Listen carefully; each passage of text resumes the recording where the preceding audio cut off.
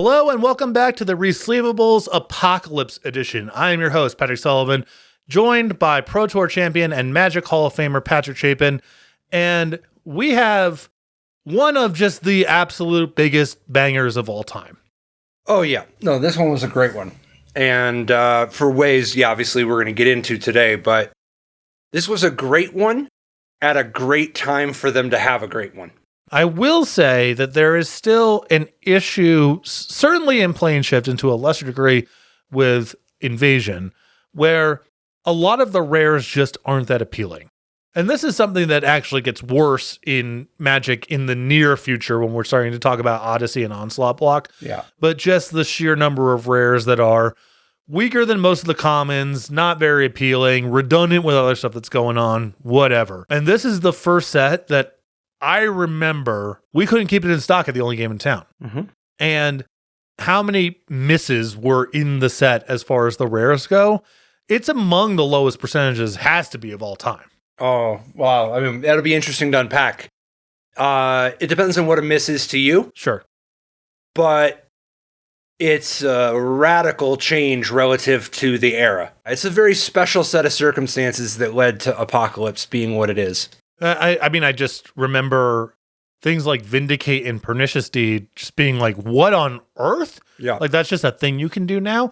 And those cards get a lot of the top billing at the time, and they're still remembered historically. But it's such a deep roster of rares where you're like, I could imagine putting this into a deck. I could build something around this. This is an incentive for me to add another color to my deck. There's definitely some weird shots taken where there's it's not like the set is devoid of head scratching, like what, how did, Sure. But in terms of how many of the cards are just like a waste of cardboard, it's very little. It's definitely more, there's some bizarreness rather than a waste of your time, I have a lot of personal fondness for the set because this was the first set, or the last set, I don't know exactly how you want to put it, but whatever. The most recent set when I first qualified for the Pro Tour. Ooh. My first PTQ win was Invasion Block Constructed. For some of you younger people out there, first of all, Magic used to be released in blocks. It wasn't just a bunch of sets. And there were 3 sets in a year, and, Invasion, Plane Shift, Apocalypse. Those are 3 sets that share some mechanical space. They share some flavor and storytelling overlap. Part of the magic of Invasion Block Constructed was the relative flatness of the power level. Blue was probably too good, but it wasn't like... Definitely. There was a huge outlier in terms of what was the strongest card or... Well, once you're talking about all 3 sets. Right, yep. Definitely. Yeah, it was a little messed up until Apocalypse came out, but Apocalypse was the perfect, Yeah. But I think part of the magic as you're describing of that was how little of the power in the block is in 1-mana cards.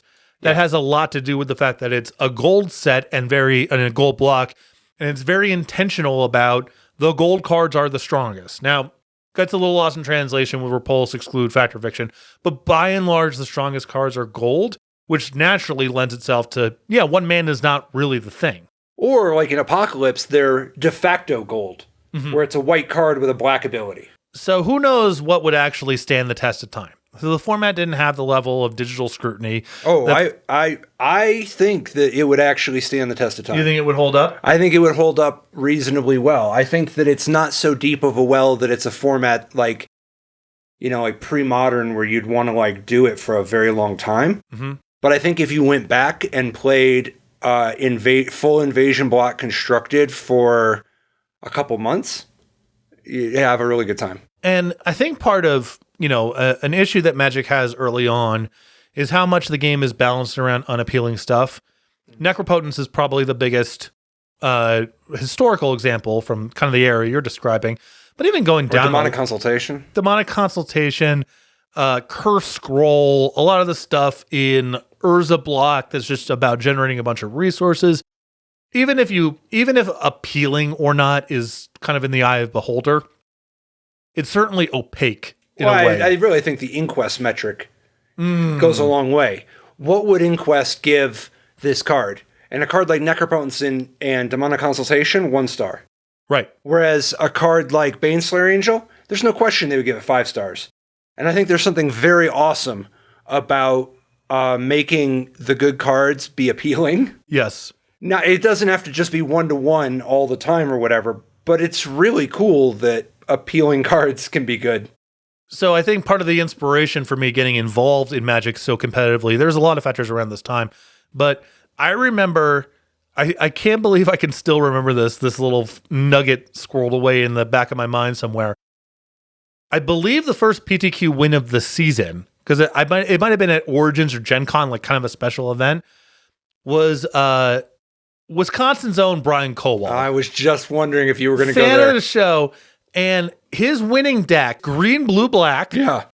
Repulse, Exclude, Factor, Fiction. Sure. And then all of the green, blue, and all of the green, black cards from Apocalypse. And it's the first deck list that I remember looking at, the first winning deck list, where I was like, yeah, it's all bangers. Spirit Monger, Pernicious Deed.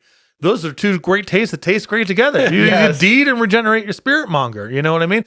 You got Mystic Snake and Repulse. Yeah. Again, it's two great tastes that taste great together. And how Magic was not that way in a competitive sense until we get to Apocalypse, where the PTQ season and the Grand Prix season was largely defined by pick your 3 favorite colors and grab some cards and go. And if you picked enough cards from Apocalypse, you could only be wrong by so much because there was enough rate and enough dynamicism with how they interacted with one another. Like Vindicate versus Spirit Monger. All right, well, sometimes you can Vindicate a Spirit Monger, but not all the time because you can regenerate. However, there's the second dimension to it where maybe you're vindicating their lands to prevent them from getting to Spirit Monger in the first place. But what if they don't end up playing a Spirit Monger and they play something else and you've ended up using your Vindicate on a land and now they have some card that really matters? Okay, we got and I'm not trying to necessarily bless Stone Rain modal card and terminate Stone Rain split card as the height of dynamicism. But there's a lot going on where the cards were appealing, but you couldn't play with all of them. And the way they interacted discreetly against one another was a sweet little cat and mouse game. Mm-hmm. And from there, I picked up the ball and started running with it. Dave Price won a Grand Prix with green, blue, red. Somewhere in between a beatdown and a burn deck. It had some cheap creatures. It had Prophetic Bolt, Urza's Rage, Fire, Ice. Took that, cut and exclude out of the 25th land. Won a PTQ at the Ramada Inn in Edison, New Jersey to qualify for Pro Tour New Orleans, one of Kai's many Pro Tour wins. And from there, I was hooked. There was, we were all at the only game in town, really ramping up. And I was a little late to the party when it came to PTQing. At this point, Eugene Harvey had top 3 nationals at this point, or very close to it. Osip Levidovich, Adam Horvath, John Sonny, all these people were top 8 PTQs, but no one had broken through just yet in our little local circle. So we have the last 3 PTQs of the season. Yeah. Edison, New Jersey, Harrisburg, Pennsylvania, and then New York City, Neutral Ground. And we're all playing Invasion Block Constructed at the store nonstop. We're just grinding. I'm playing red, blue, green. Adam Horvath is playing Domain, and Osip is playing white, black, blue, Desolation, Angel, Control. So I top 8 my first PTQ. And everyone else in my crew had already done this a bunch of times. But I win. I'm the first one to break through. I walk out with the blue envelope, and everyone's congratulating me. And there's this feeling of this is so sweet, but I feel like I haven't really paid my dues in the same way that these guys, they were grinding Mercadian Mask block. Some of them went back to Mirage sealed, they were playing at that point. So I had this feeling of this is so cool, but at the same time, I cut the line a little bit.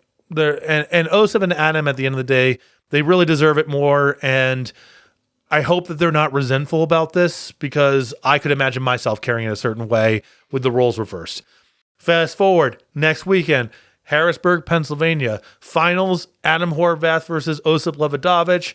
Adam's the winner. We got ticket number 2. Last week, Neutral Ground, Osip Levidovich wins the BTQ. All 3 of us go to New Orleans. This was so long ago that we booked our flights with a physical travel agent. We went into a travel agency right outside the Bridgewater Commons Mall, booked our flights that way, and Osip top 16 in that Pro Tour, and we were just off to the races. Love it. that stretch, that 3-week stretch is like the happiest I can remember ever being playing Magic competitively.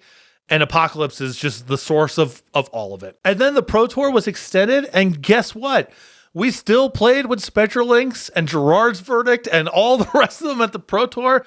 And I busted out day one, OSIP top 16, and that I played a Lauren at that one. Oh, that was better than our deck. By quite a bit. But yeah, all of this comes back to Apocalypse, and it's maybe the set as an aspiring competitive player, like making that step from imagining the Pro Tour to getting to go there, for it to be a set with this much meat on the bone. I'm glad it was this one, and I'm so excited to talk about it. We'll be back in a moment with the facts of Apocalypse.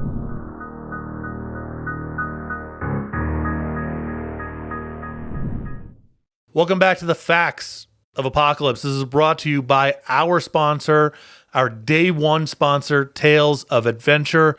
You can head over to TOAmagic.com. First thing you're going to see at the very top of the website is a banner with the upcoming events. TOA deals everywhere. Any large event in the United States, you can almost be sure they're going to be there. Part of the reason that people like to deal in person is they actually want to see the stuff. It's anxiety inducing. You know, you're on a website, there's a condition grade. You don't know what that means. Tales of Adventure has solved this. Their top end stuff is all on the website, individually scanned, so you can just look at the card you are purchasing before you even have to check out. No worrying about the grades, no worrying about just a standard image on the website. When you go to check out, make sure you use promo code Resleevables. That will get 5% off of all of your orders. Another nice feature about Tales of Adventure, if you're inside the United States, all of your orders come with free tracking and shipping. Tales of Adventure Eternal lives here. Apocalypse is the 23rd Magic the Gathering expansion and the third set in the Invasion block.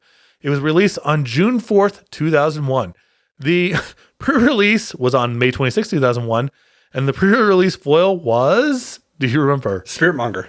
No, it was not. This was still, you wish. No, Spiritmonger was a promo for something. It wasn't this. It might have been JSS at some point. No, I think it might have been a magazine. I think that like Scry had a Spiritmonger in it. Oh, I'm sort of. Because I had the Spiritmonger. Right, with like kind of the different art. Different art, alternate art. All right, well, you were kind of close in terms of the colors. It was Fungal Shambler. Yeah, that's now, do you remember the language it was printed in? Fungal Shambler's language? For the pre-release foil. Was it Italian?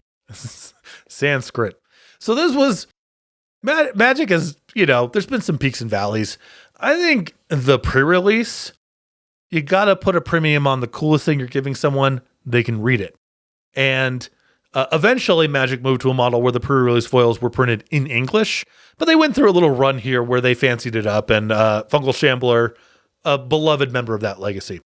It was lead designed by Paul Peterson with Randy Buehler, Charlie Kutsura, Mark Rosewater, and Tewin Woodruff, and developed by Mike Elliott at lead, Randy Buehler, Charlie Kutsura, Mike Donay, and Robert Gutschera, with contributions from Brady Dormuth and Beth Morsand. A lot of familiar names from this era, if you remember the Invasion. Major contributions from Bill Rose. We're going to get into that. Bill Rose is quietly a huge influence on the set, even though he is not listed as an official credit. The art direction, provided by Dana Knudsen and Ron Spears. Set contains 143 cards, 44 rares, 44 uncommons, 55 commons. Apocalypse's expansion symbol is Yawgmoth's Mask. The set continues focusing on multicolor cards and monocolor cards that had abilities from other colors, while Invasion used ally color cards and showed off some gold cards from the shards before they were called that. So, for example, the Dragon Cycle in Invasion is Naya and Bant for that stuff, even though it wasn't called it at that point. Apocalypse used enemy colored and had gold cards from the Wedges before they were called that. So Wedges are Sultai and so forth. It was sold in a variety of ways. 15 card boosters with a rare, 3 uncommons, and 11 commons. The booster pack featured 1 illustration and Evolver. Get into more of that later. We have the 460 card pre-constructed decks. Burial. It's a black, green, and white deck. Zombies run rampant in the Burial deck, making it very difficult for your competition to remain among the living. Enchantments for your zombies and kill spells for your opponent's creatures contribute to a quick funeral. Like, I'm thinking about like the difference between a quick funeral and a funeral that comes quickly. Yes. It's like a quick funeral, It's like an Irish funeral. Like we gotta, I've been in and out of some family funerals in like 20 minutes. All right, Pandemonium, 5 color. Opponents won't know what hit them as you attack from every side. The 5 color Pandemonium deck has a little bit of everything you need to dominate, including creatures with second lives. So this is something of a, I guess you could call it a domain deck with a heavy feature of the Penumbra creatures, from which we'll get into later. Swoop, green-blue. There it is. Dive bomb your enemy into oblivion with an army of flying creatures. The Swoop deck combines a terrifying aerial barrage with superior ground defense to wipe out the opposition. And we have some flying creatures and some jungle barriers to block with. Sweet. Whirlpool, blue and red. The Whirlpool deck is built to give opponents that sinking feeling. Burn cards and counterspells control the board, and Whirlpool makes sure other players never resurface. So there's an interesting thing that's going on here, which is Magic has this early history with the notion of counter burn as a strategy. These things don't actually play particularly well together. You kind of want all the one thing or all the other. And to the extent that it's been a viable deck, it's mostly been a feature of rates, just like the strongest cards happen to work that way. What about, there's some value to playing with counterspells, card draw, and removal. In some worlds, a package of Incinerate, Hammer of Bogarden, and Lightning Bolt and Earthquake could go alongside Counterspell and, Dissipate. I don't know. But anyway, it's not exactly pre-con material, nor is it the natural way the cards fit together. There is certainly a fetishization among some of the designers of this era for the counterburn strategy, given how frequently it shows up in pre-constructed decks. Well, I think part of that's fire and ice as conceptual things. There's something very overt and people used to play fire elemental, earth elemental decks. In 94, we were just like, dude, I've got it all covered. I got fire elemental and earth elemental and air elemental and water elemental. Yeah, I was one of them. You could only play, the problem was you could only play 4 volcanic islands because you were a little strained. All right, and that gets us to, of course, the greatest sealed product Magic has ever made, the Fat Pack. That comes with 6 booster packs, 2 random foils, the Top Deck Magazine Apocalypse pullout section, the Apocalypse novel, and a spin down life counter with the set symbol, perfect for cheating at your pre-release for play draw purposes. That does it for the facts of Apocalypse. We'll be back in a moment with the mechanics.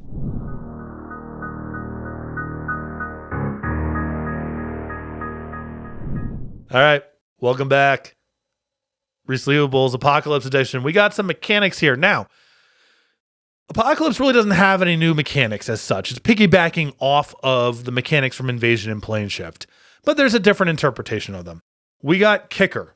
Kicker, as you know, you pay an additional cost, you get some stuff. We have the Cycle Evolvers, Desolation Angel, Desolation Giant, Emblazoned Golem, all-time banger, Illuminate, Dwarven Landslide Jilt, Autumn's Thunder, Strength of Night. Kind of a bizarre collection of stuff, but whatever, it's there. We also have some Domain stuff. Now, Domain was not called Domain, but these are cards that scale based on the number of different basic land types you control. We have Planner Despair and Evasive Action, 2 influential ones. What a curious choice, too, to have just a little taste. Yeah. And then not a cycle. Very weird. Yeah. But they are 2 hitters, so maybe they felt like they got their money's worth out of the 2 slots. I don't know. Those cards messed me up quite a bit in Block Constructed. We'll get to that later. And then we have our split cards. Cycle of Uncommons, 5 total. Enemy color combination split cards. We have Night Day, the iconic Fire Ice, Life Death, Order Chaos, and Illusion Reality. Pretty disparate cycle of stuff. Pretty wildly divorced power level from one another, but there you have it.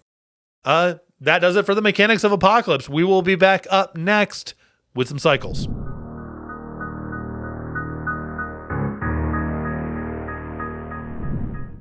All right, welcome back. Resleevables Apocalypse Edition. We have our cycles sponsored by Bosch and Roll. That's Brian Koval. Just an absolute crusher in Eternal formats, Vintage, Legacy. Now, you might wonder, how do you level up your game? Especially if you're kind of new to this stuff. There's a lot of bizarre cards and opaque interactions. And how do you even begin to learn these Eternal formats? Well, Bosch and Roll, Brian Koval's got you covered. Streaming 5 days a week. Every year, he's winning multiple Black Lotuses. I don't know if you saw the photo of him going through his trade binder, and he's got an unlimited Black Lotus. He pulls it out, and you can see there's a bunch of other ones behind them. He has his binder set the old school way. So we love Brian Koval. Big fan of his show, Bosch and Roll on YouTube. And I cannot recommend him highly enough if you are looking to level up your game in Eternal formats, especially in a way that's digestible and entertaining. When you're done over here, head over to Bosch and Roll, level up your game. This set has a lot of cycles. Not surprising because it's kind of the first time they delved into enemy color pairings, and so you have a lot of low-hanging fruit how to fill out. We have the iconic enemy color pain lands.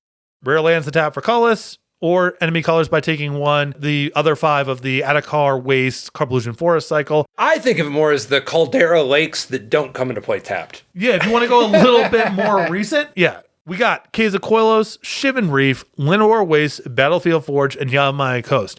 I don't want to spoil too much here, but I want to pick your brain about something that's interesting about this cycle. How do you feel?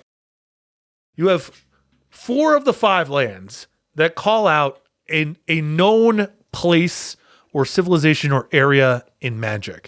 Quellos, Shivan, Llanowar, and Yavimaya. Boros, the 5th of them, is just Battlefield Forge. What are you talking about? What do you mean, what am I talking about? The Forge is a place. In the same way that Yavimaya or Shivan is? Yeah. Yeah, I thought the Forge was a place. What are there any cards in Magic history leading up to this point that is like something Forge or Forge blah that's indicating that Forge is speaking of a area or a civilization or something? I thought it was a plane, but I don't know. But please continue. Well, I'm kind of curious because you're not the first person who've said, no, like either Battlefield or Forge is a thing in Magic. I've done some searching and I can't find anything. But let's assume, argument's sake, it's a random name. How do you feel about calling it like Banalian Forge versus Battlefield Forge? Or do you think there's some personality in kind of having one of the 5 be not super prescriptive from the, like, speaking to a particular place? I don't know how to engage with this answer because to me, the Forge is a place. Okay. So like, this is such a weird question. Like, how do I feel about the my error in understanding? Like, well, you're asking me about like banalish Forge, and it's kind of like, well, what do you think of just like Canadian Italy? Like, what are you talking about? In the dark, probably quite negatively, but whatever. Anywho, moving along. We have the enemy color split cards, which we mentioned before, fire, ice, and etc. We have a great cycle. The Volvers. Oh, yeah. Rare wedge Volver creatures. Rare creatures with kicker costs for each of its enemy colors, each of which increases its power and toughness and grants extra abilities. Degavolver, Setavolver, Necrovolver, Rackavolver, and Anavolver. These prefixes, Dega, Seta, etc., are used a handful of times in the set. It is... At this point, the language for things like Sultai and Temur don't exist, but this is something of a precursor to that language. These are dope. They were... we used to call them that stuff too, like yeah, Dega. Oh, yeah. Oh, yeah. That's like an inside, like if you're talking with your old school buddies and someone says Temur is like, you mean Seta, right? Dega, definitely Dega.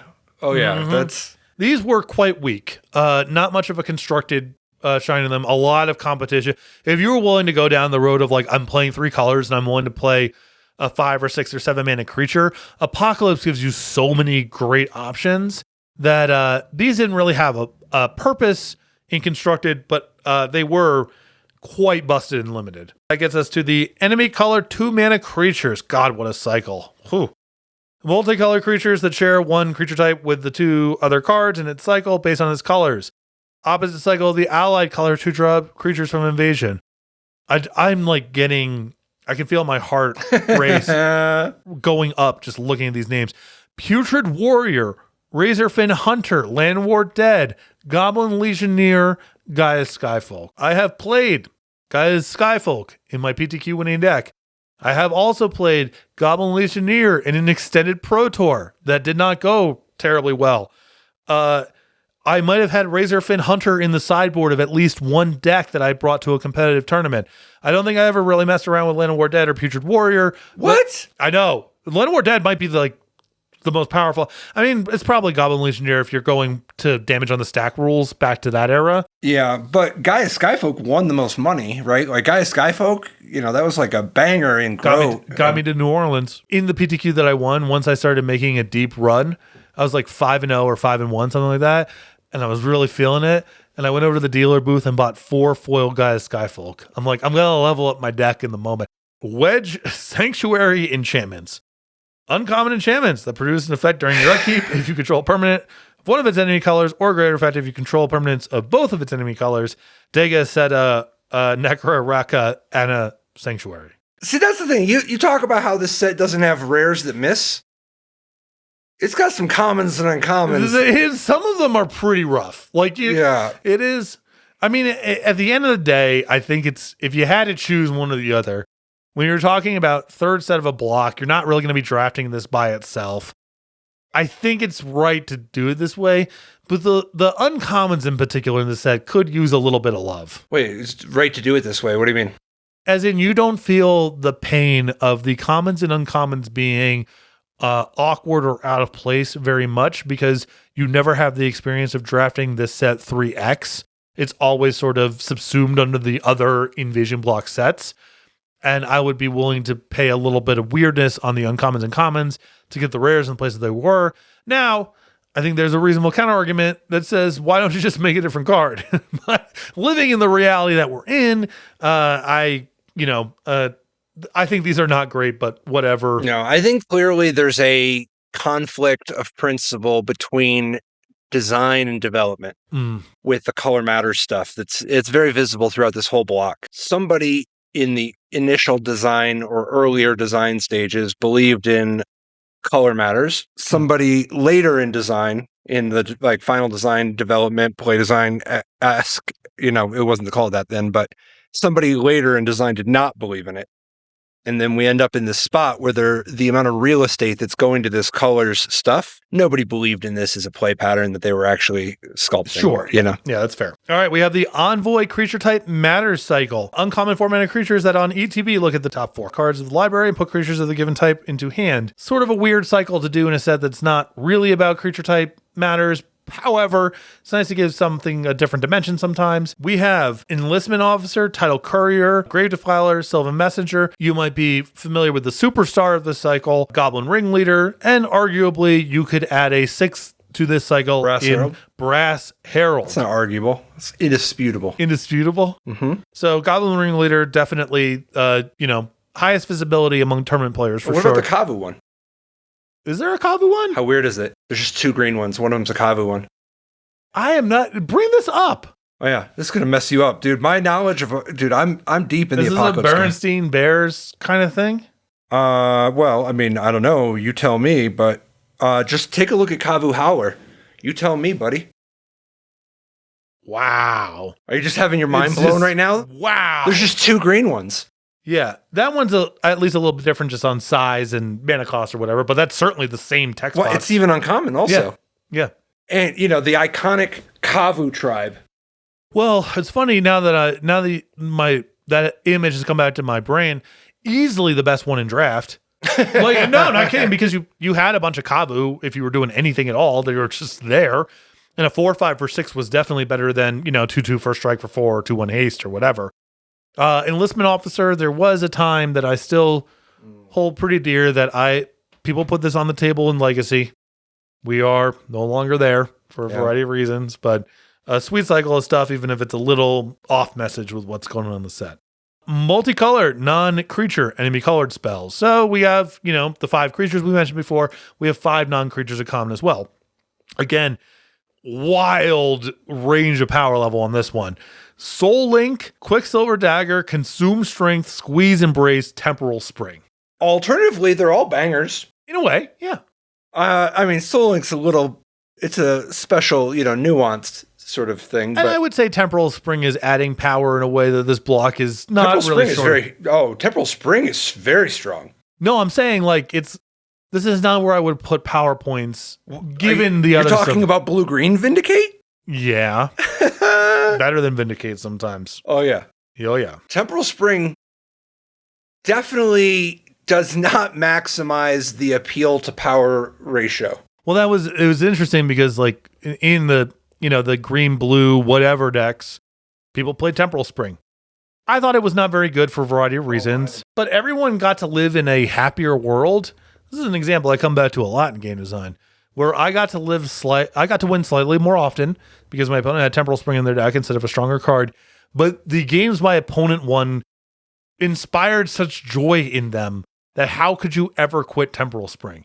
If your opponent goes like, turn 2, maybe they don't do anything or they play some bad creature or whatever, and you put their land on top, don't tell them that card shouldn't be in their deck. You cannot win that argument. My love affair with Temporal Spring goes way back.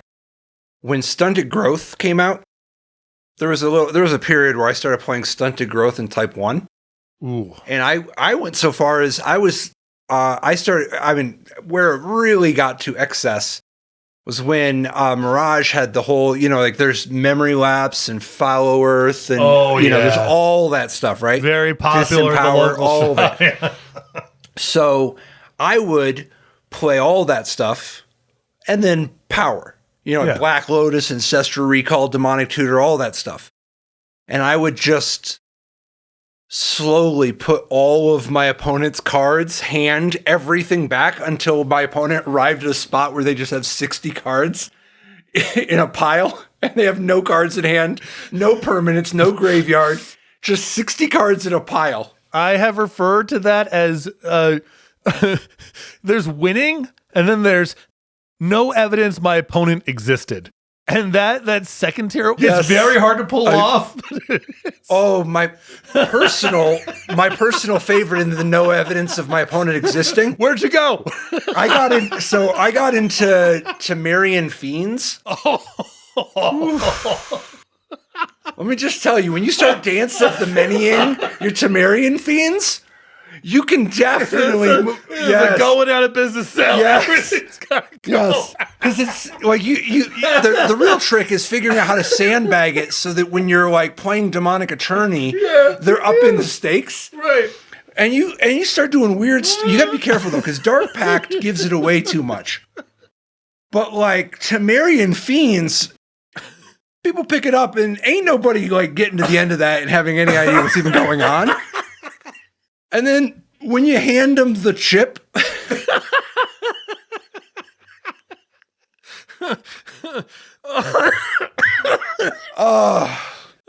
those are the days. Those were the days. You're never gonna get those back.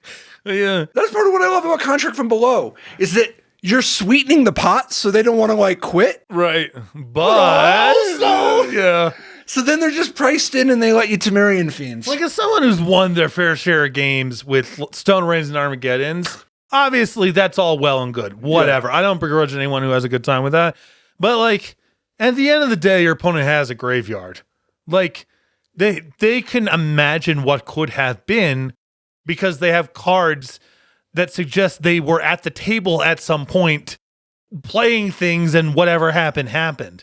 They're just back to it's like they're back to just getting to the table. It's like a Groundhog Day sort of thing. Because when someone loses, typically they have to pick up their cards. So the deck is just saying they're just ready. And as long as you shuffle them up once, you can just go to game 2. They don't even need. Did I have an opponent or not? That's a alternate win condition that it's hard to pull off, but when you do it, it's the best. All right, because this is the rare spells that require 1 mana of each color from its wedge: Fervent Charge, Guided Passage, Overgrown Estate, Lightning Angel, Fungal Shambler. An interesting mix. It's like Plane Shift. Plane Shift did this too, where they're just like, we're just gonna have a mix of some stuff. I liked how much Apocalypse wasn't all on rails and wasn't all 5s. Guided Passage is an important card in the history of the show because this is probably the first card that Cedric got bamboozled by He's like, this is so sick. It's just, he just draws where he's his first time playing at the shop against someone who was good, and they just kept giving him a guided passage as one of 3 cards. It's like, I didn't think the implications of this all the way through. All right. We have a variety of vertical cycles. Bloodfire creatures. Red creatures with activated abilities that require paying red, sacrificing to deal damage to each creature equal to its printed power. Bloodfire dwarf. Bloodfire Kavu. Bloodfire Colossus. Bloodfire Colossus is the one that I played the most in Constructed, though. That guy is a hitter. You can sneak attack that out or cast it, whatever. Oh, yeah. We would sneak attack that guy. Oh, yes. All yes, right. yes. Daddy-like. We got the Penumbra creatures. Whew.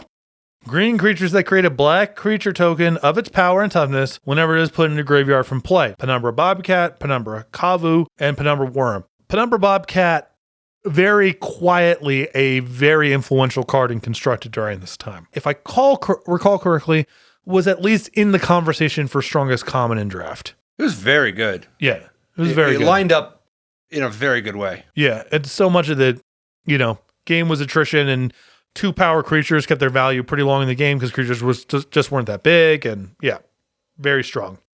We have the Phyrexian Siphon permanents. Black spells have an effect that lets you draw cards at the cost of life. A little loose with the idea of this being a vertical cycle, but I think it counts.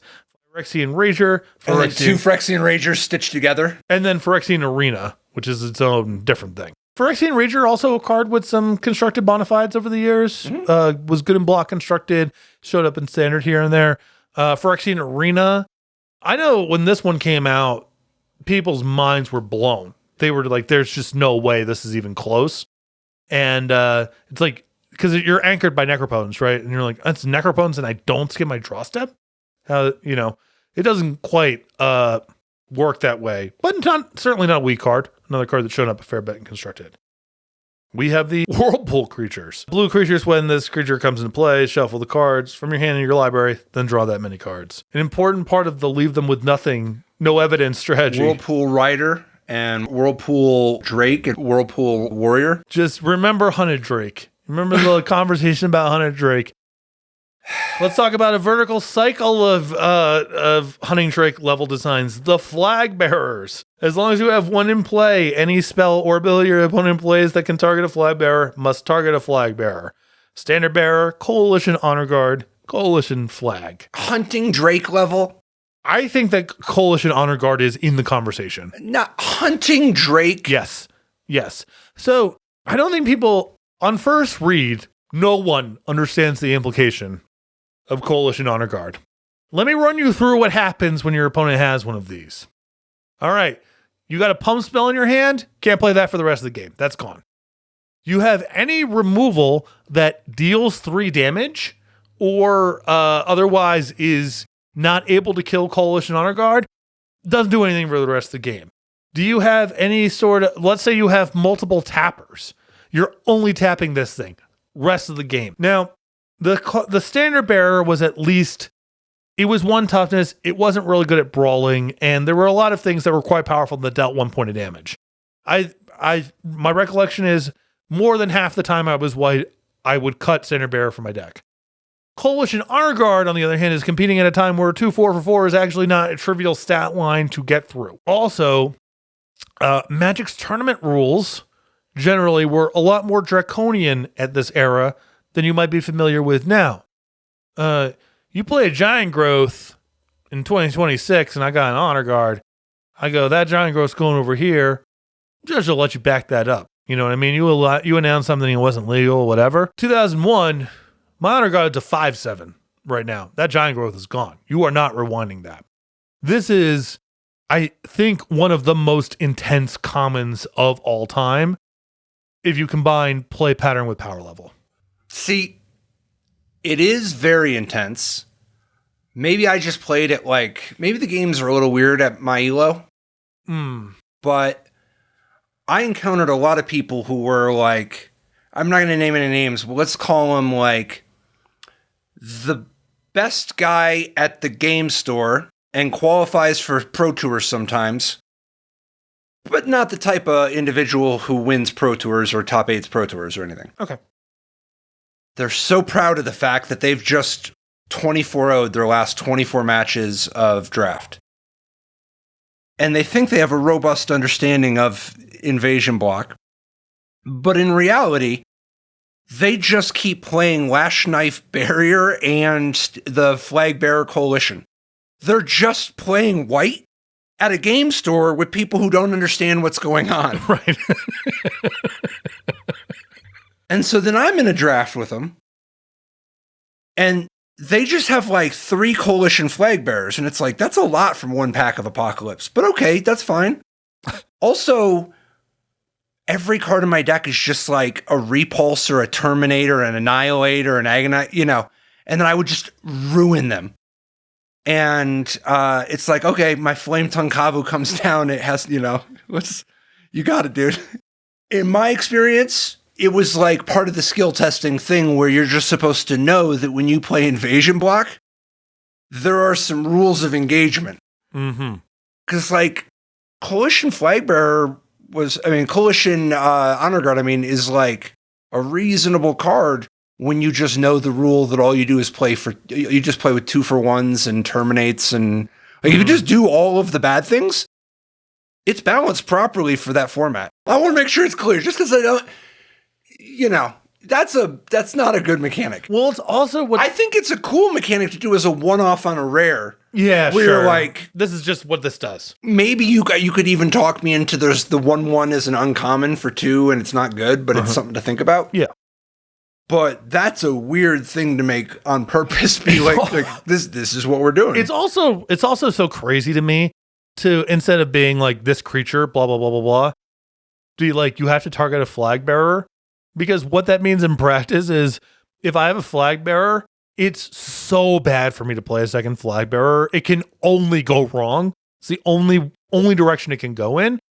And normally mechanics that call out creature types like that, they suggest to the average user, I'm supposed to build a deck that's just this. And it's probably the worst creature type of all time to do that with. See, you're thinking about it. I love your naivety.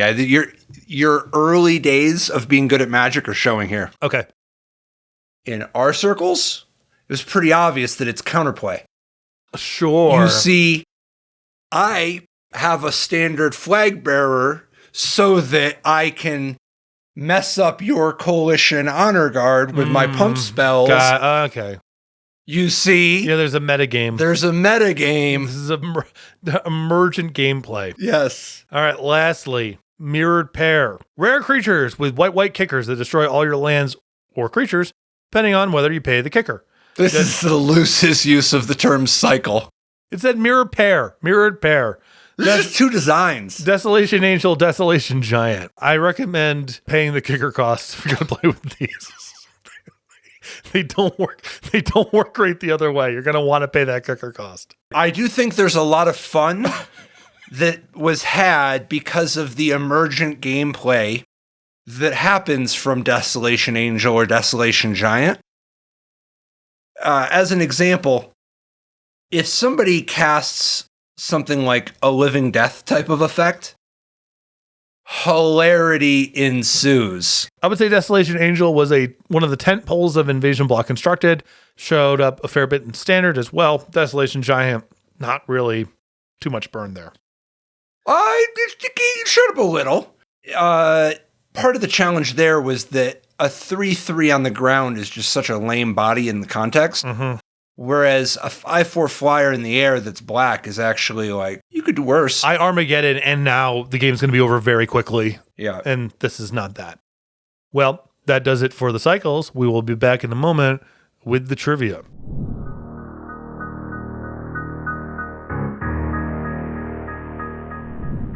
Welcome back. Trivia section here. Apocalypse, Resleevables.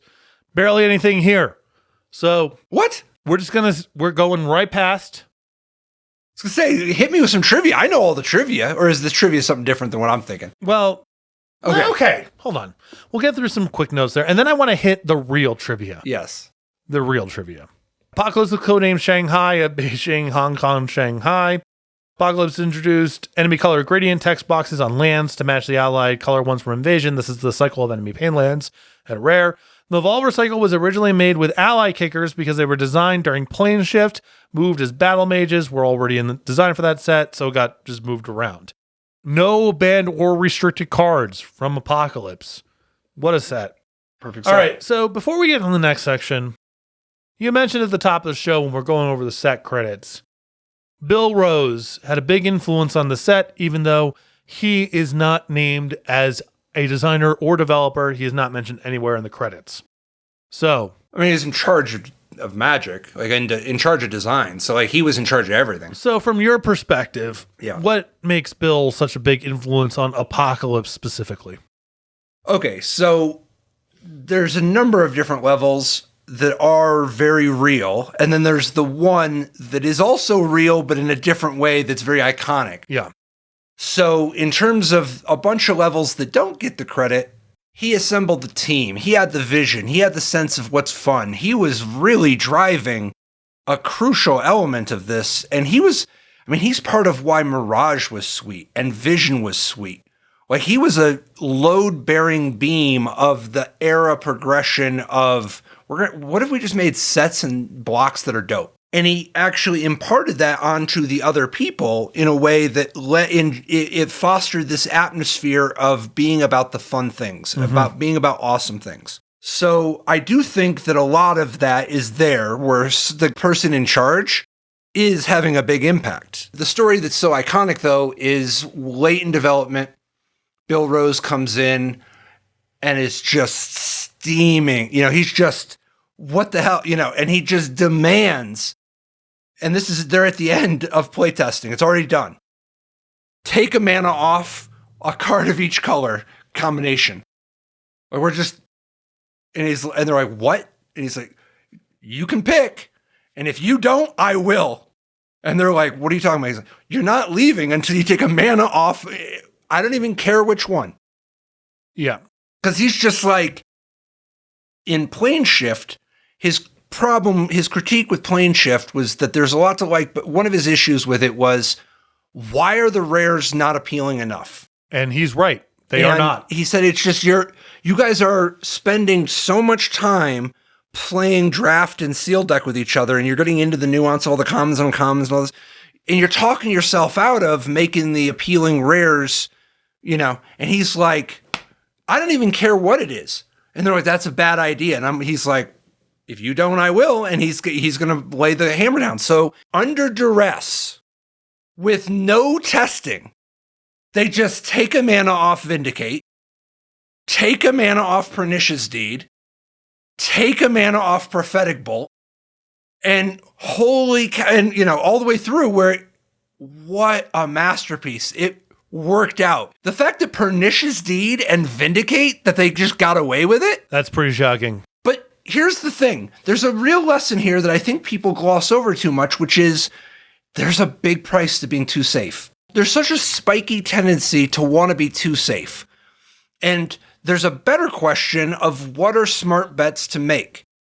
And I'm not saying that it's just obvious why Vindicate and Pernicious Deed are smart bets to make, versus I do think that like Spiritmonger or Prophetic Bolt or whatever is like something different. Yep. When you're making a bet on a card that costs 3 or 4 or 5, it's different than when you're making a bet on a card that costs 1 or 0.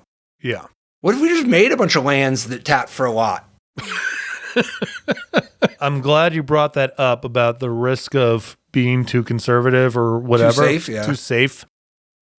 It's something we've talked about it on this show. We've talked a little bit about it on the podcast. Language that we as game designers, when we have been in charge of teams or at least trying to elevate the conversation, what are terms or words that we have banned from people, junior designers trying to describe what they see? And a word that I had to ban a little while ago, not where I currently work, but a little while ago, was the word risky. You know why? Everything is a risk, and the point is to manage risk with smart bets. This card comes in way too high, and it has all these bad consequences. That is a risk. Also, the set coming in too low or us underestimating how good card drawing and cheap stuff is at the expense of Baneslayers, that's also a risk. So if you're going to use the word risky, you have to clarify risk of what. You cannot simply say that something is risky, because I take that as a given. Coaching in professional sports, when commentators are talking about, oh, they're going for it on 4th and 2, that's risky. It's like, so is punting the ball and not scoring enough points to win the game. So we actually have to sit down and do the math on what are the various risks and rewards of each of these paths, and what is the most likely one to produce a good result. Now, part of the problem with game design relative to football is that we can't just have a math model spit out everything. We're working in too ambiguous of a space. But tell me what the risk is. Yeah. Don't say something's risky. Don't tell me that. I don't think we even necessarily need the math model all the time to be able to talk about the specific part of the risk that's relevant, because like the concept of volatility, sometimes what somebody really means is that this is adding volatility. Mm-hmm. And why is volatility bad in this context? Or maybe this is adding volatility and that's good. Sure. But we're actually involved in something if you're talking about risk of what? You could be like, oh, this is a risk in terms of a lower floor. Mm-hmm. Or this is a risk in terms of it drowning out this other thing we're counting on, so there's like an increase of second order consequences. Yeah.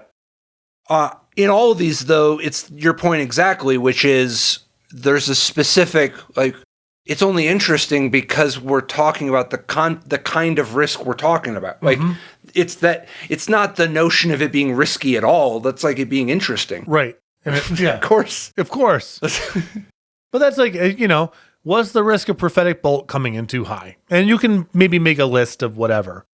But I would say, and something that I've tried to argue over the years and various things I've worked on is like, do you believe in the design prophetic bolt at 5 mana as a top 10 card in standard relative to the average card that ends up being a top 10 card in standard? What are the characteristics of the cards that are regularly in the top 10? A 5-mana 2-for-1? It also allows you to play a control game or a burn game, but it's not the most efficient at doing both. And naturally, some amount of it is going to blend into the other, depending on like the tactical decisions that are getting made.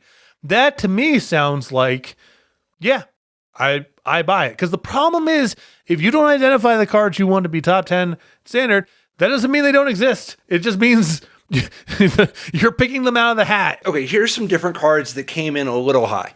Uh-huh. Siege Rhino. Yeah. But also, that was dope. Right.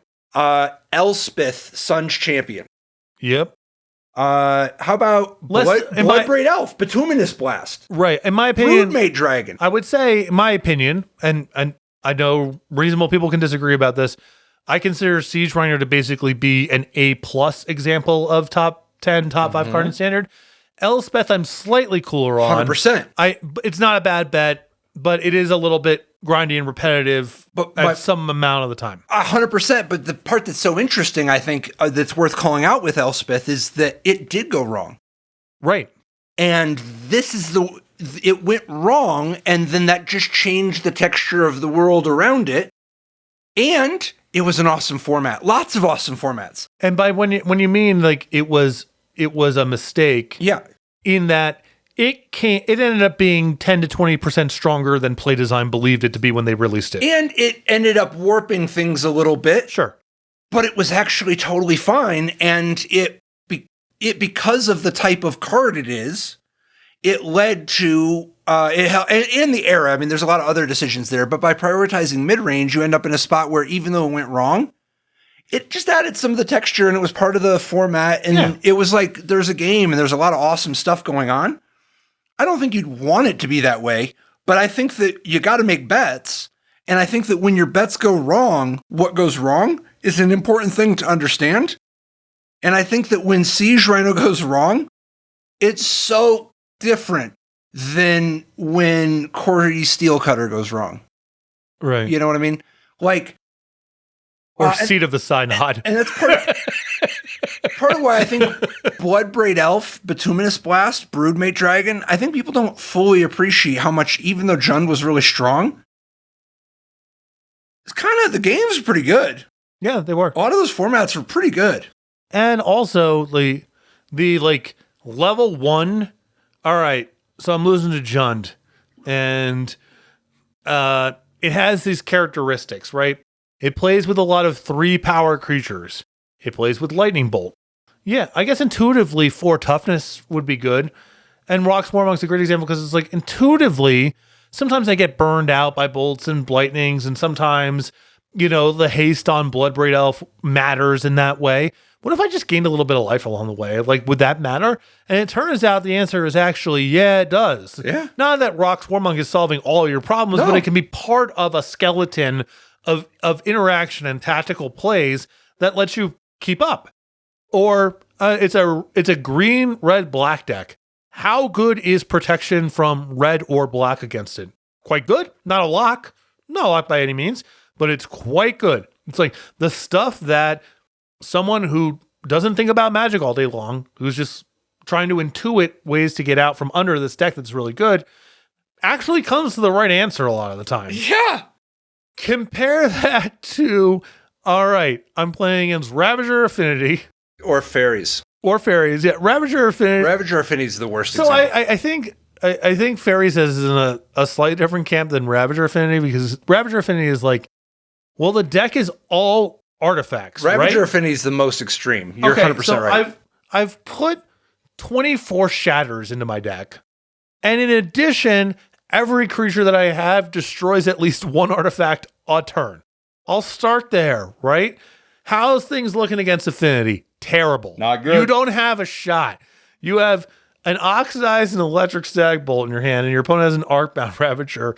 And it's like, I have 2 1-mana removal spells. How can this not be good enough? And it's like, not only is it not good enough, if you had a 3rd one, it wouldn't be good enough. Jund and Abzan at least have this characteristic of the stuff that seems like it would work actually works. I'm not saying your matchup's good, but your cards will, if you put Roast in your deck and your opponent plays a Siege Rhino, you roast it and you have 2 mana left over to do something else. That turn was probably pretty good for you. That's so different than what defines Magic during this time. Totally. But also, from the Abzan side, it's not like you're like, shoot, they're on to me. There's nothing I can do about Roast. Mm-hmm. You could be like, well, what if I play the game differently and set up a scenario where I can Abzan charm my Siege Rhino? Or maybe I sideboard a 1-mana protection spell because no one will play around that. And if I ever get them, it's over. Or Valorous Stance. Right. Yeah. I can, Yeah, exactly. It's like, that's so rich and replayable. And to circle back, you only get to that point when you're willing to say Siege Rhino gets to be better than the other cards in the set. And we're going to do that on purpose. And we're going to place architecture around it. We're going to give Mantis Rider flying, and it's going to be a mana less. And so on purpose is funny, though. I think that when you believe bad things, sometimes your on purpose is worse than random, which is part of the brilliance of Apocalypse. I think they were stuck in a little bit of the bad way, and Bill Rose arbitrarily forced them into brilliance. But the team still chose Prophetic Bolt over Suffocating Blast. It still made the right pick of those 2 cards. Sort of. I still think Suffocating Blast was like bad the way they executed it in the first place. Oh yeah, that's a regardless of whether it's. But you are right. If you're going to make one, or if you're going to bet on one of them, they bet on the right one. The one that like you read it and then you understand how it works and then it's fun. Instead of the one that you read it and you don't understand how it doesn't work and then it's not fun. Oh my God. Yeah, terrible, right? It's interesting you bring up Prophetic Bolt too, because this one always bewildered me as a kid, and this story now explains it. Which is? 25 years later, now it makes sense. I was like, okay. So a lot of what's going on in this set is you get 2 cards just slapping together, right? Yeah. Prophetic Bolt, clearly, it's Impulse. And Lightning Blast. Which is what it was. Exactly, but at 5 mana, I was like, are they just kind of giving this a pass? Because like if you actually slap the 2 things together, you would get to blue-red 4. Which is what it was. 4 for the Lightning Blast and 2 for the Impulse. Yep. But now knowing that Bill Rose just came in 11th hour and said cut a mana off something, that my mind as a 19-year-old would have been blown hearing this. It's blown now at 44 years old. You know why Pernicious Deed costs 2 black green? Hold on. Is it Nevernal's disc? Right. Right. Okay. Of course. Yeah, of course. Of course, right? Yeah. It's wild how much it becomes more elegant when there's this randomization where you don't see the gears underneath. Mm-hmm. You know? Because then it just looks like a thing that was done on purpose. Why does Prophetic Bolt cost 5? Yeah. That's interesting. Right. You know, and it's, you know, just because meta considerations. Yeah. You know why? You know why it costs 5 mana? Because right now I'm at the only game in town opening up my wallet and pulling out $20 to buy 4 Prophetic Bolts, and I would not have done that had that been 6 mana instead of 5. That's why. That does it for the trivia. We will be back in a moment with capital B bangers from Apocalypse.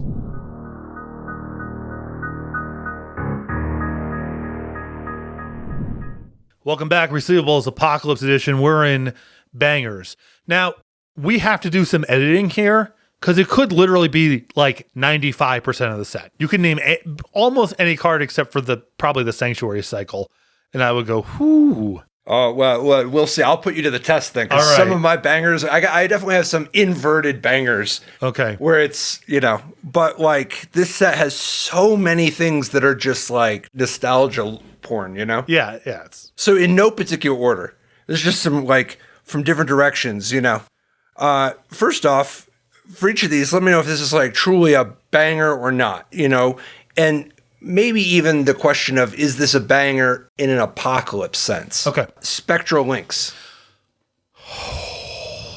Fan me off. Played this at my first Pro Tour. It's cribbing a little bit of Riverboa action. Mm-hmm. Like that's kind of the inspiration for this thing. It's different. Protection from color. I generally, as a mechanic, I'm cool on. I think it's a little bit too extreme. However, in a block with this much gold stuff, and also it's so different when you're talking about a 2-1 for 2. If you get locked out by Spectral Links, that's on you. Like I don't know what else to tell you. The artwork is very charming. It suggests a dimension about the world that doesn't really exist. Like to the extent there's cutesy stuff going on, it's like, well, the penumbras aren't really cutesy. They're not telling a cutesy story. The Kavus are themselves pretty like fierce and territorial and violent and also kind of abstract in a way. And Spectral Links is just, that's a card I could show my kids and they would be charmed by it. So this is an unpopular take. Mm-hmm. And I mean, don't get me wrong. At the time, I enjoyed Spectral Links as part of the range and everything. But I think that in general, it's not actually that good of a design. I think that protection from green and regeneration. This is kind of the same note because regeneration's at its best against green. And they're both kind of like, yeah, it's fine. You can do some of that sometimes. And maybe it's got enough like interlocking against other things in the format so that it plays well where it's adding enough texture. Because it does kind of not just seem like one piece of, you know, it's kind of its own note, which is cool. But I assume the way that they landed on that was they basically want to do a shard design. They want to care about Obzon in some way. And because Riverboa is the thing they're kind of cribbing off of, they didn't want to do green regenerate. So you just end up here. I'm not saying it's not a perfect card, but as part of the range, delightful. Yeah. What about Squeeze Embrace? So this, do you remember this aura? The red-white one? I'm not sure I do. Okay, so it's giant strength, so it's red-white, +2/+2. But also, just bonus upside. When the enchanted creature is put into a graveyard, return that creature card to its owner's hand. Sweet. Sweet design, right? I think that where the aura stuff can go wrong is the incentives become so extreme that it's just an all or nothing proposition. And so the auras that are kind of softening it on both sides, where you're not paying a premium for the stats exactly, but it's a combination of stats and you aren't down everything if something bad happens. I think is a good way to try to smooth out that range a little bit.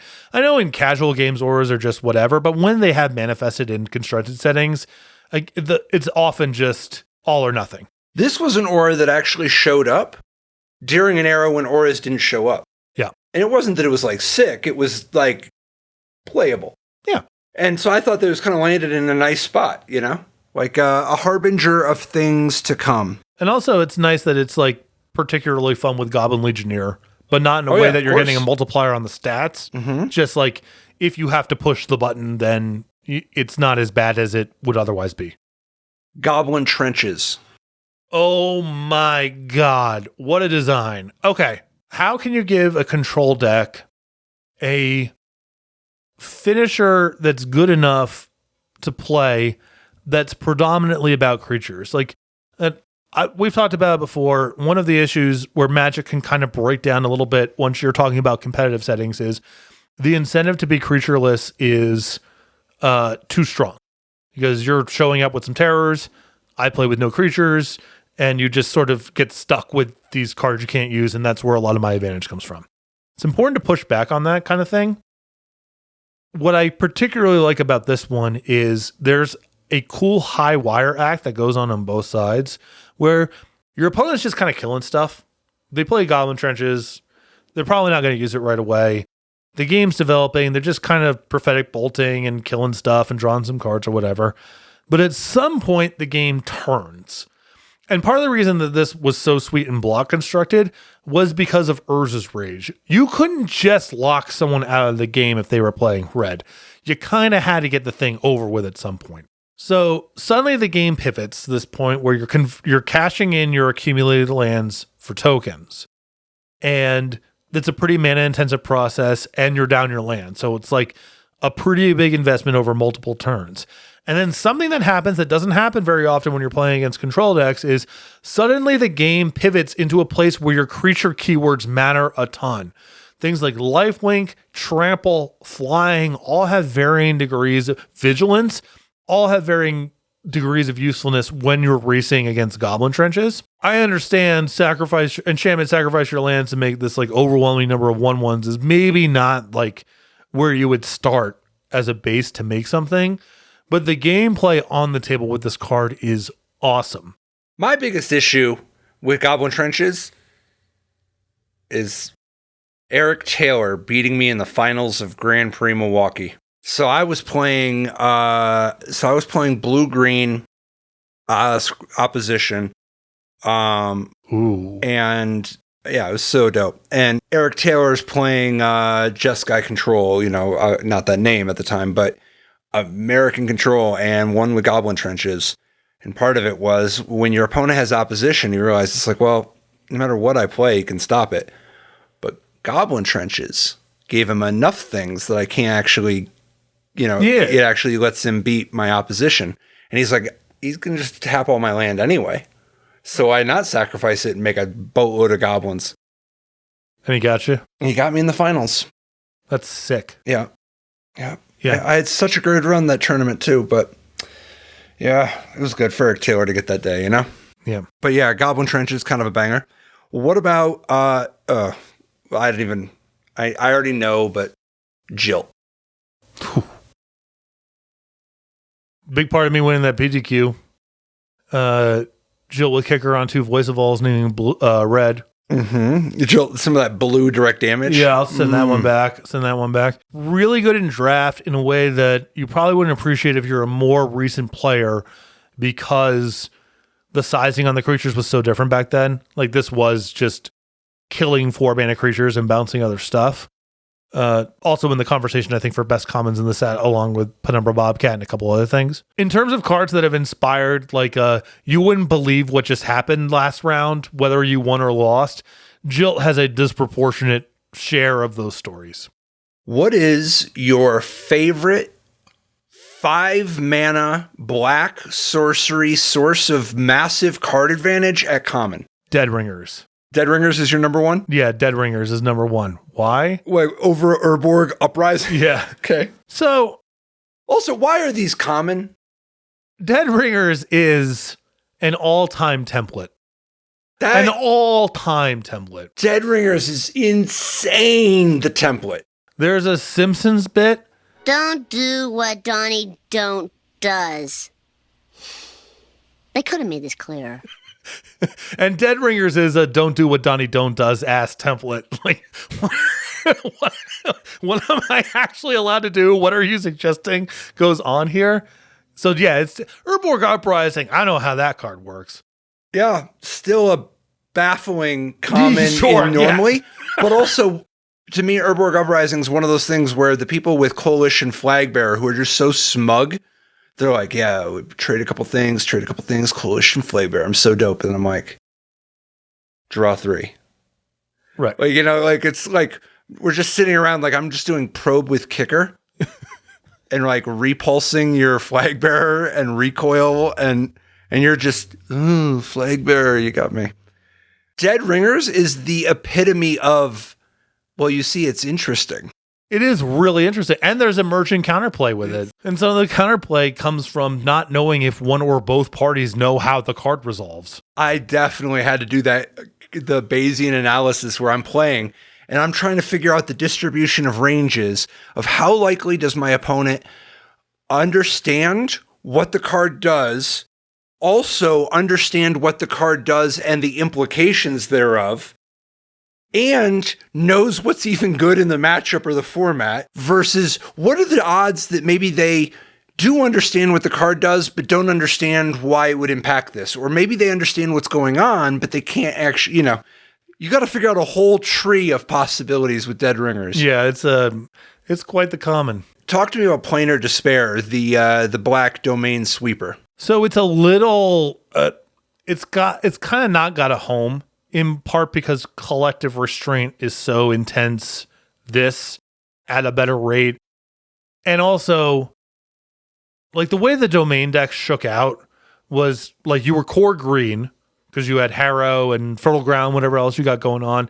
And then you really tried to limit it to just one pip of each of the other colors.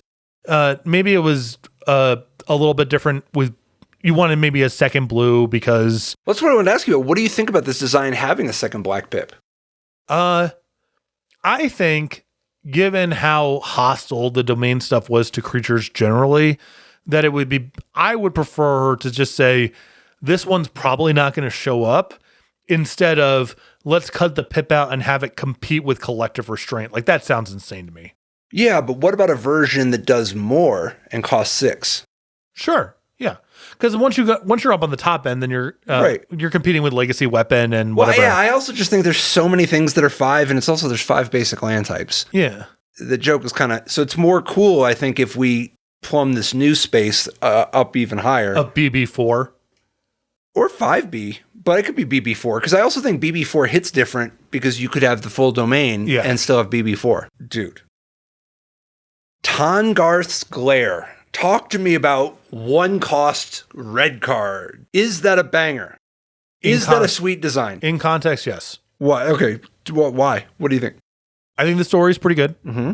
And I think, like, to go back to the Prophetic Bolt Siege Rhino kind of conversation, if you're going to do it, it can't be a rising tide lifts all boats kind of thing. You got to find spots where you're dialing back a little bit.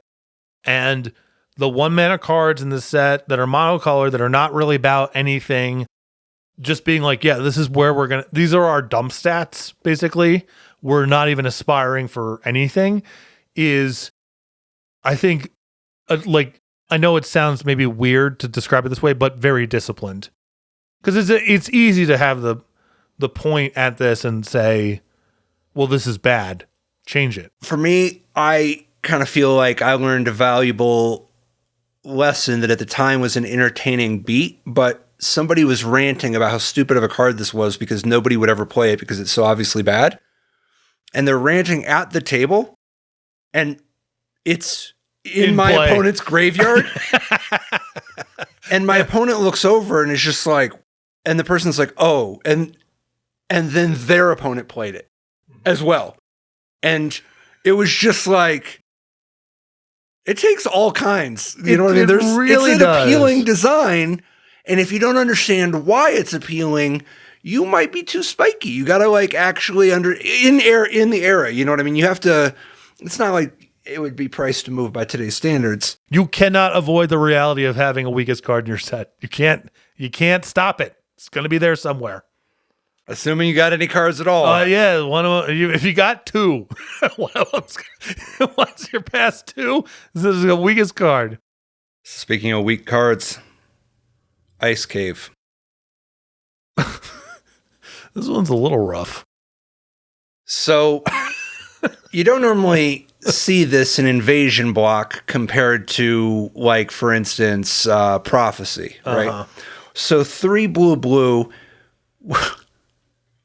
Whenever a player spends mana to cast a spell, anybody else can spend the same mana to counter it.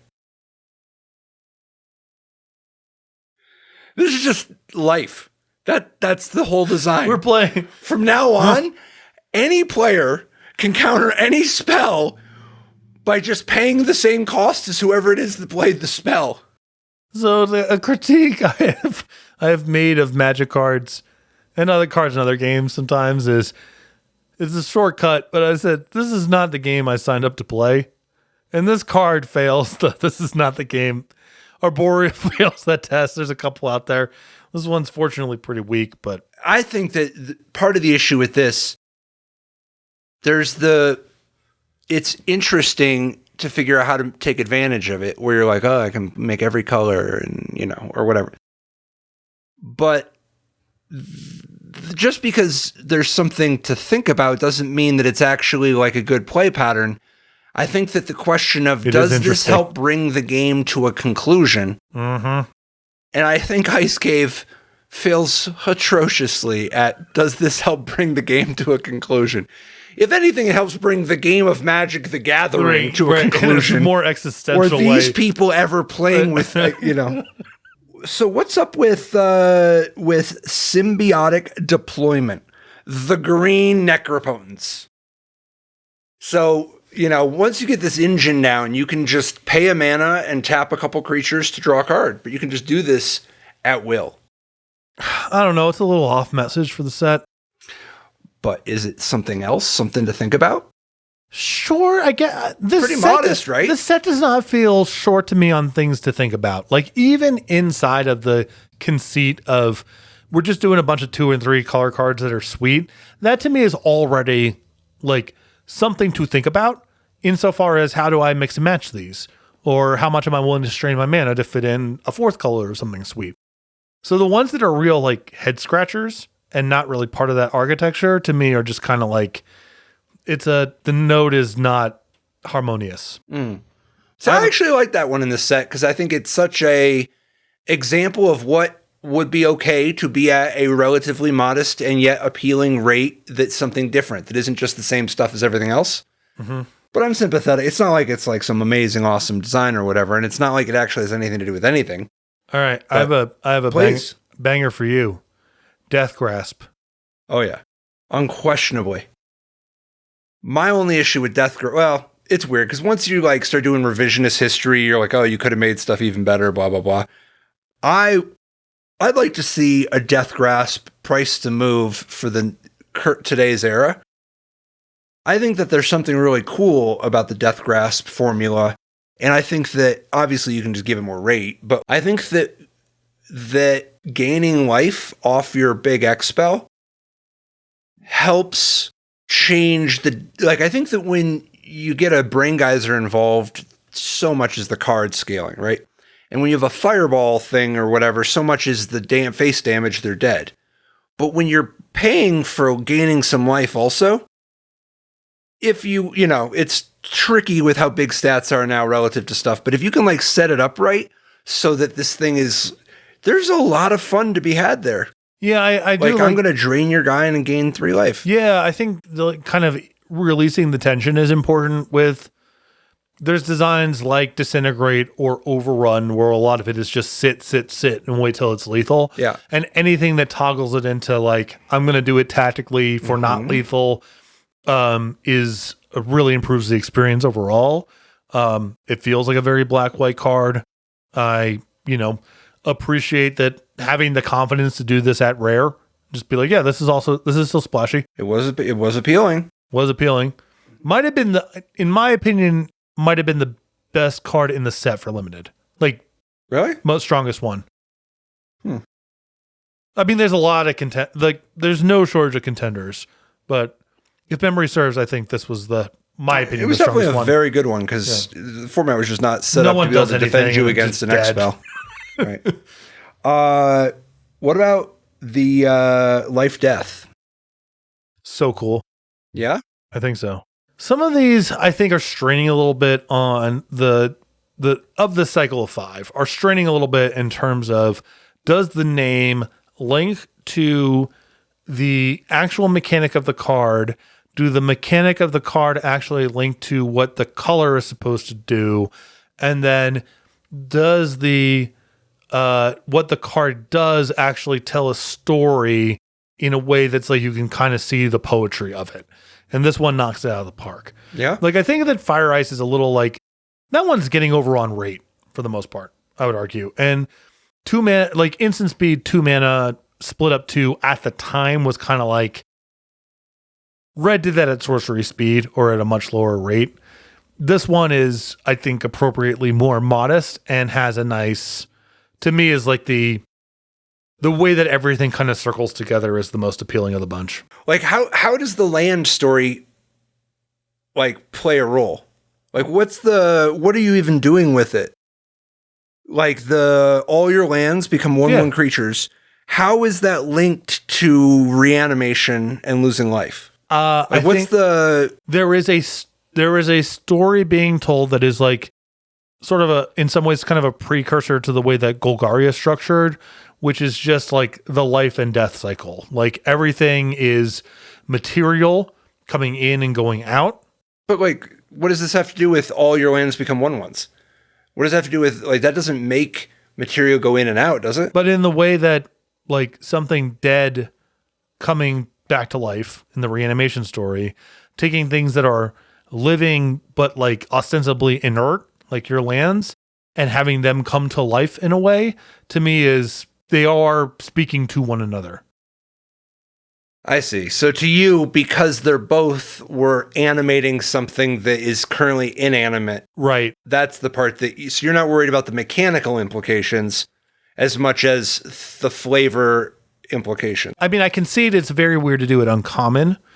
And that's kind of what you're signing up for with a cycle. And what do you do with the lands is kind of like, well, I guess you attack, or now you have this source of sacrificing material that maybe would have been harder to come up with in this burst. So, like, I acknowledge that it's not necessarily like all right, it's straightforward what I'm supposed to be doing with this, especially at the time. But I think there is a tone being struck here that's very fitting for green-black. Can we agree that Night Day is the worst of the cycle? As a design? Yeah.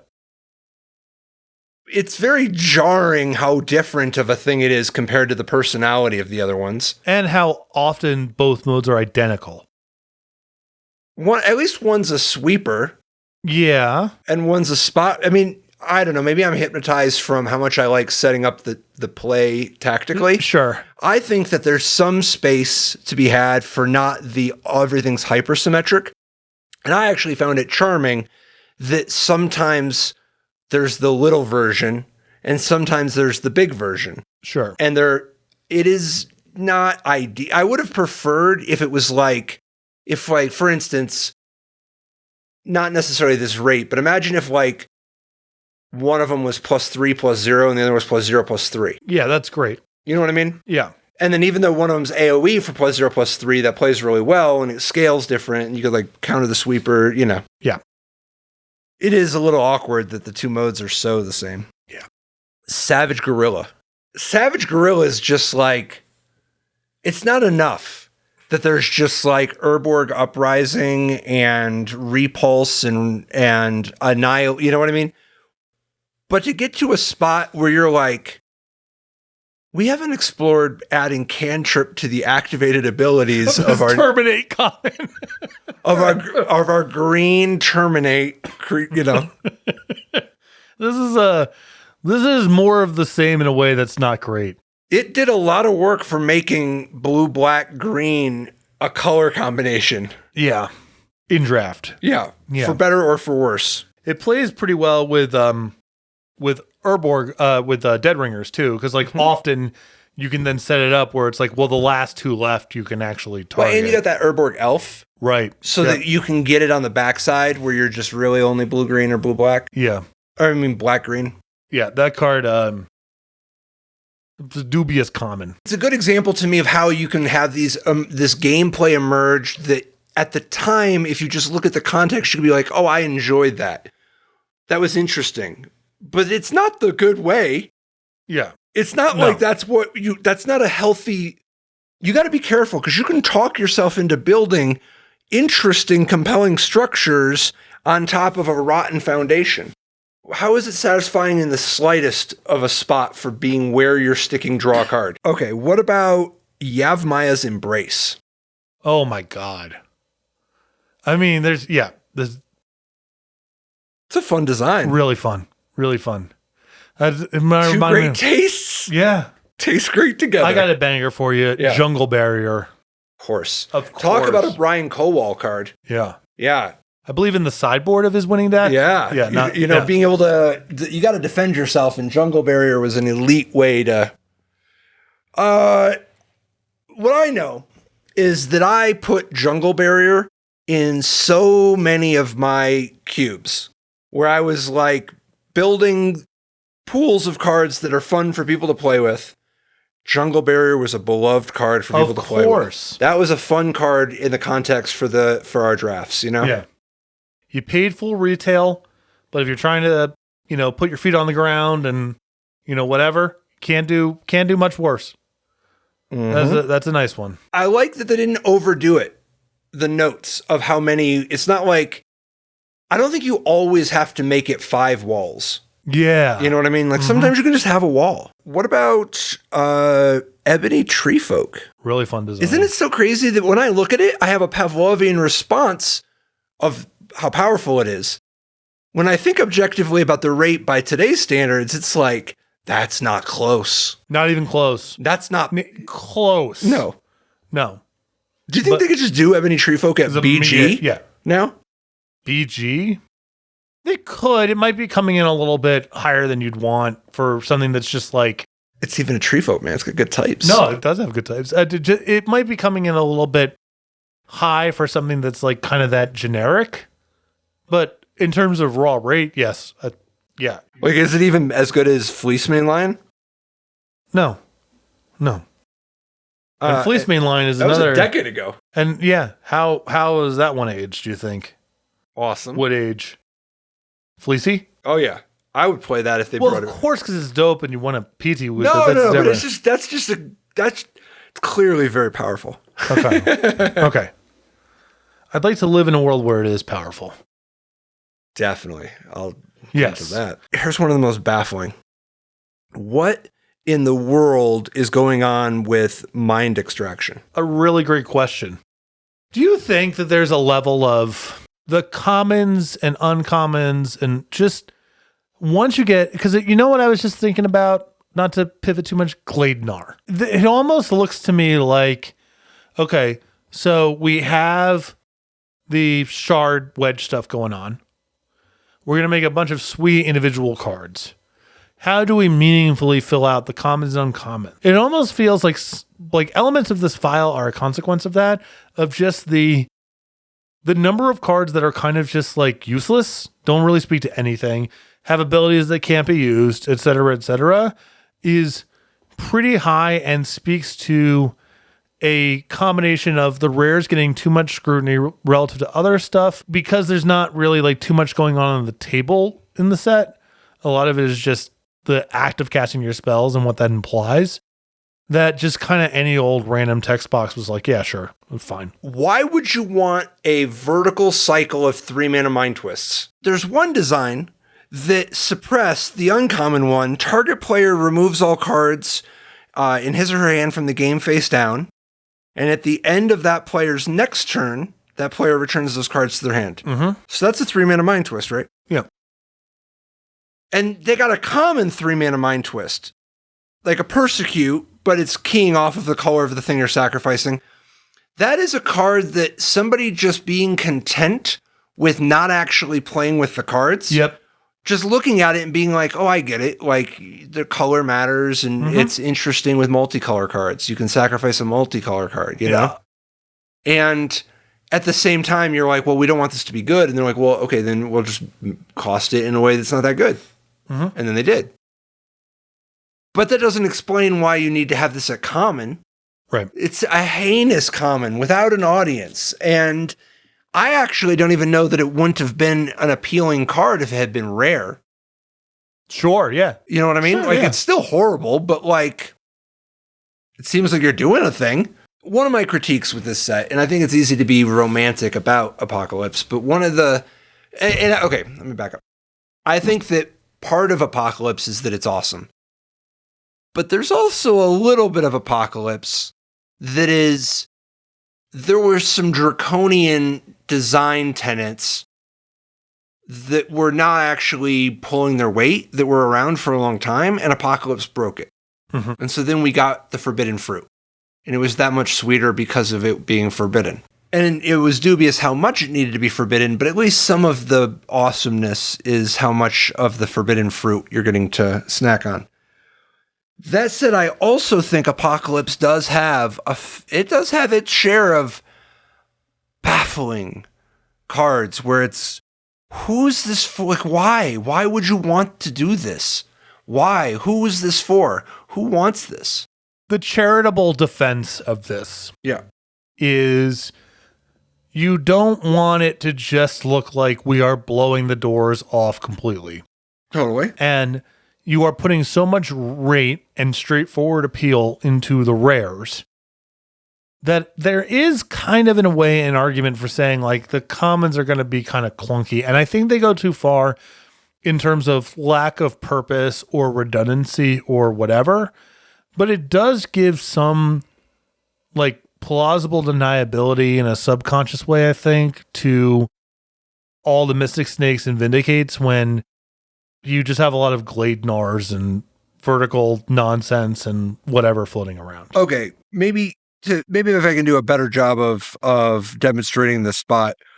Why do you have, like, what's going on with Bognar, for instance? Well, it's the other Gladenar. It's a mirrored pair. Well,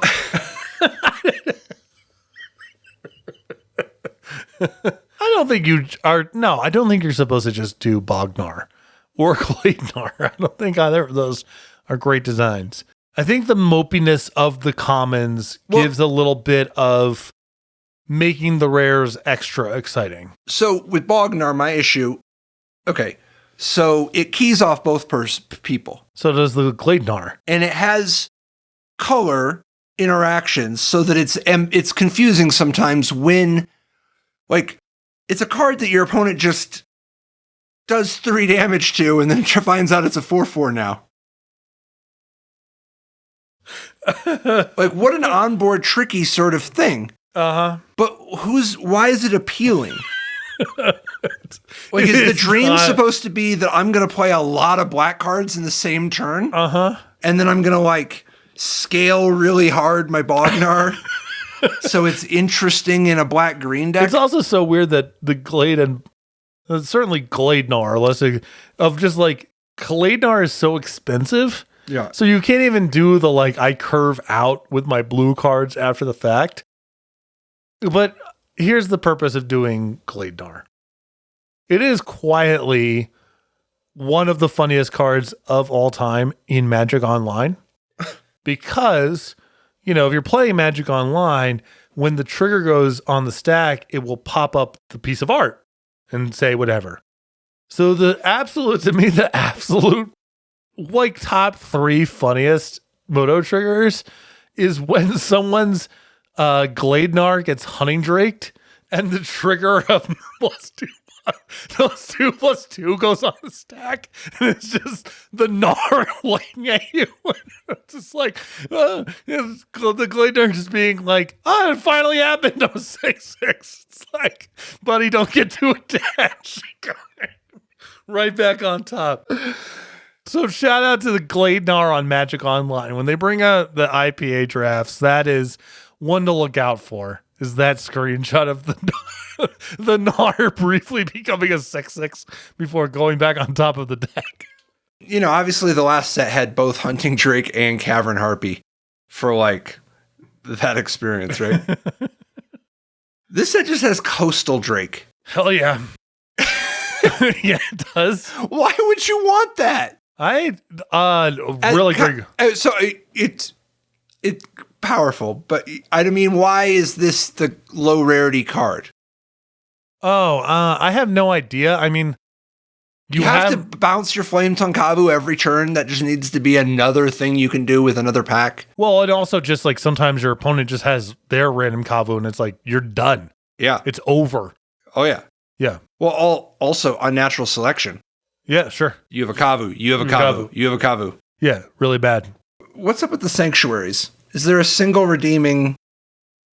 Like, on the heels of the Scorns, you know, like the Planeswalker Scorn and all that, now there's all these Sanctuaries that also do nothing. It almost feels like there was almost a divergence or like some sensibility line in the sand or pivot or whatever. Because you have like the Dega stuff. And to the extent there's any sort of like mechanical consistency in the set, it's largely borne by those cards. There's a variety of cycles that speak to that. And so you have that stuff going on. And then you have the make sweet stuff that's just kind of random camp. And it feels like at a certain point, camp number 2 won.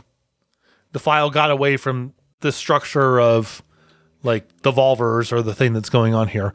Like the fact that you would do Fungal Shambler and Lightning Angel at rare with the Volvers in the set feels like it was late at night and some people were having some drinks at a bar and they were like, we're going to fucking just dump all these Volvers and they won't even go to print. We're just going to get all that stuff out of there by just like invalidating it or whatever. And there's some lingering holdovers. And given how in spots lazy the file is at lower rarities, I bet this was one that the team number 2 just makes sweet stuff.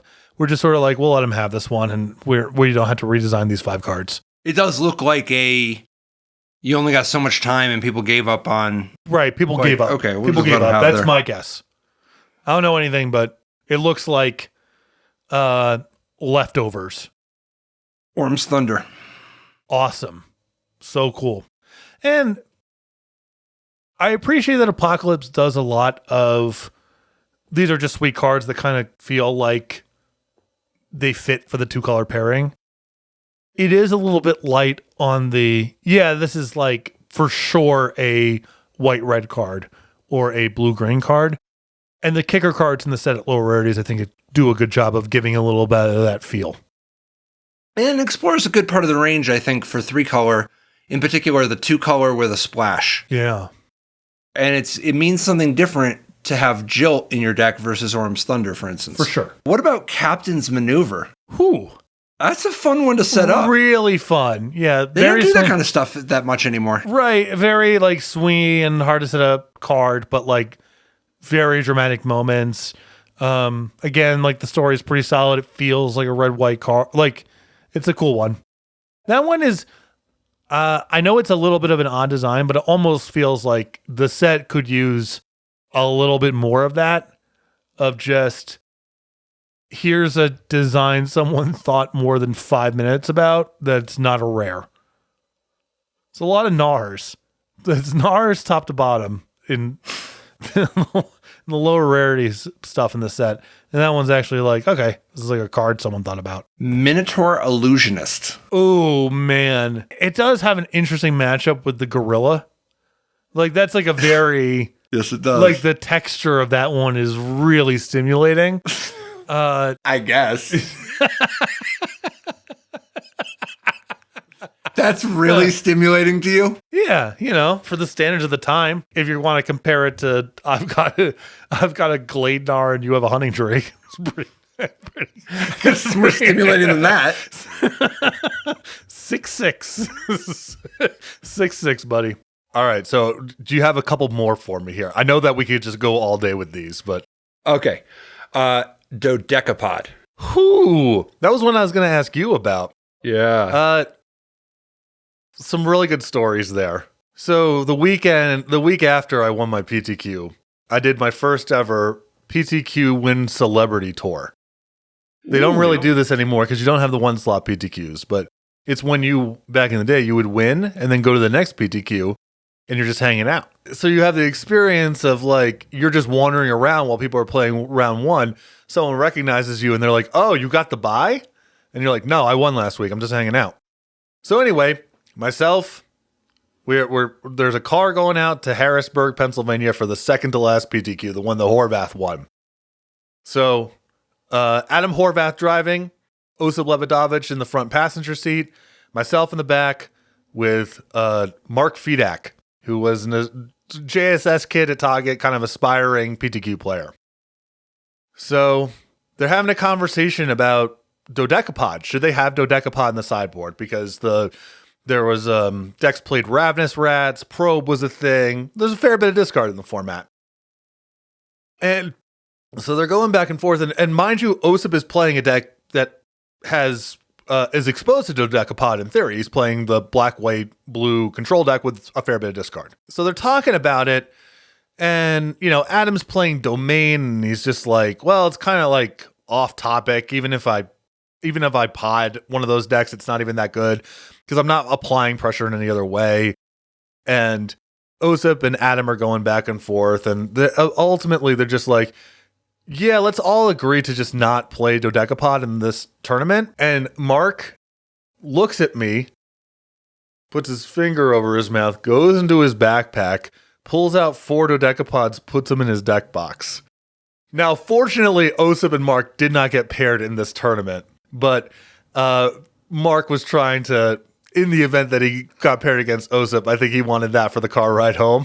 Shout out Mark Fedak, hope you're doing well. So it's interesting to me the decision to make it an artifact versus a colored card, like Obstinate Baloth and Loxodon Hierarch? Smiter? The Smiter. Yeah. Oh, so I mean, yeah, if I could speak to that for a second, if you look at the progression of these things, because there's a whole arc that is how you got here. Psychic Purge in Legends, banger, very cool design, novel space, the very first of them. A little weird going to Guerrilla Tactics next, given it's like, is that what it is? It's just the damage.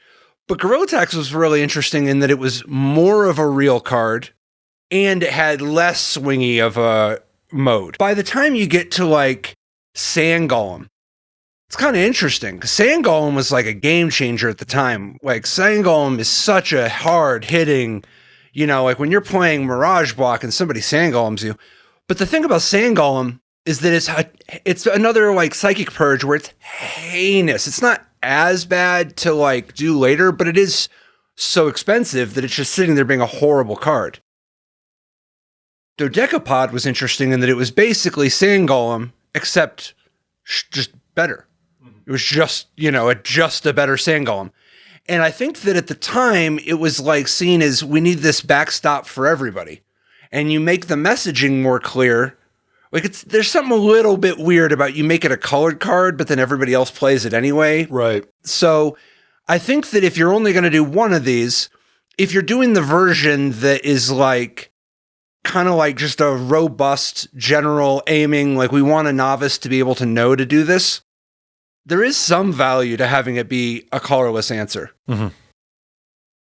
Something I like about Obstinate Baloth, though, and a reason why I think they should do that kind of thing more often is that it's got applications. Like, it's not just that Obstinate Baloth is like a defensible, like, it's like, oh, it's a card that I could just play. Yep. It's not as good as the rate as other stuff that we can do now, but it's not like, I mean, it's got pros and cons and it's got some advantages.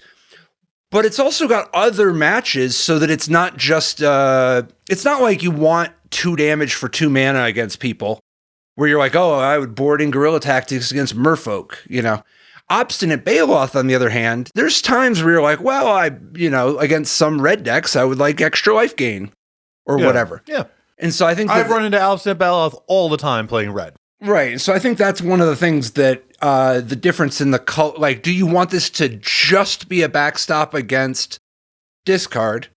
If so, it might be nice to make it as clear as possible for everybody that this is what this is. Mm-hmm. Or do you want it to have applications in other areas? I think grading on the curve of the time, I think this is the right way to do it because there was just so much powerful bulk discard that giving everyone a card that they could play, I think was good for the time.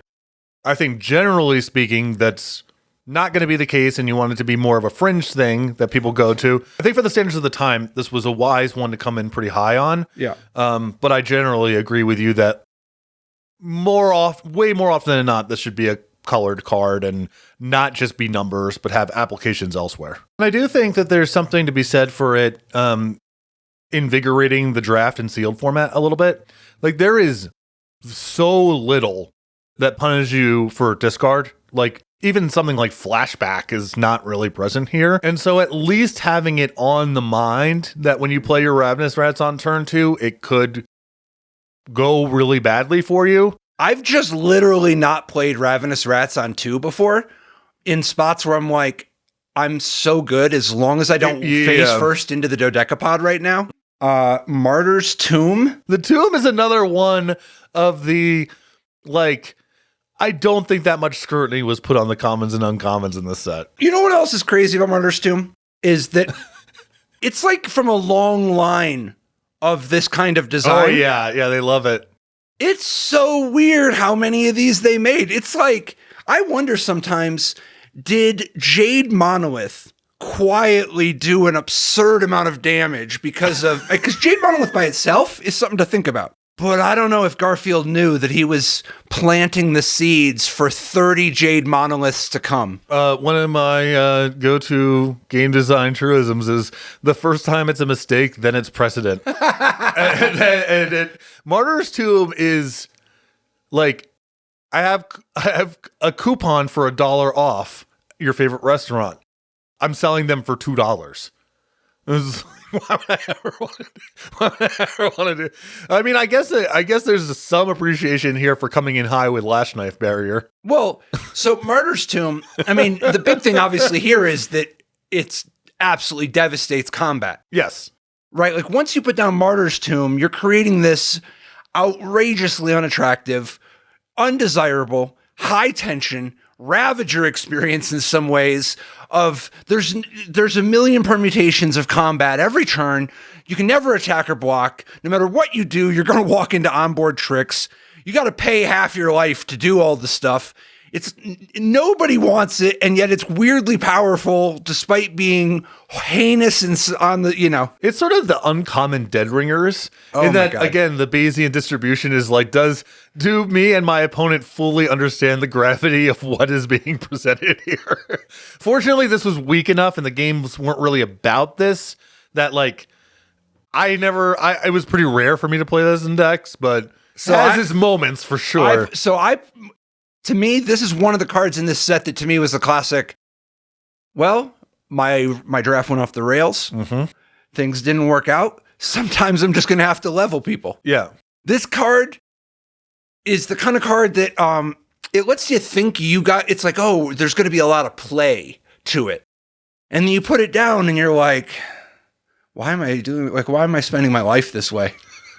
I won a lot of games with Martyr's Tomb. I'm sure you did. But it wasn't pretty, and I'm not proud of it. No, it's analogous to me, you know, in basketball. If you're a huge underdog, what you need to do is run the clock down.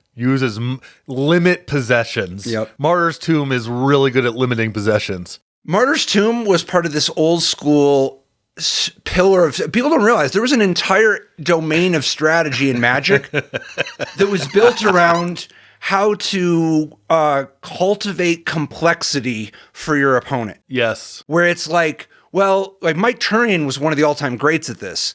And I don't mean it ironically or it's just like a little joke. It was literally an important part of Magic strategy was figuring out how to bog down the game and make it tedious and overwhelming and have so many interactions Turian would just have these limited games where it's like he's playing some green-white deck with tons of Samite healers and damage prevention, redirection, pump effects, activated abilities. And it's like the idea of onboard trickiness scales proportionate to your other onboard trickiness. Exactly. Because it's multiplicative. Yes. That was an important part of Magic. And that's part of one of the lasting legacies that Turian has had such a positive impact on the game, was him working at Wizards of the Coast and helping cultivate this new world order to protect the world from people like him. Mm-hmm. He was like one of the pillars of, I mean, here's the thing. If you're Mike Turian, you're going to be winning a lot anyway. It doesn't have to look like that. But it was funny at the time that it did look like that. And the sleeper hold, you just cinch it in. Every move, every attempt to get out only makes the hold worse, and it's just all that's left is, are you going to tap out or are you going to go night-night? That's all this.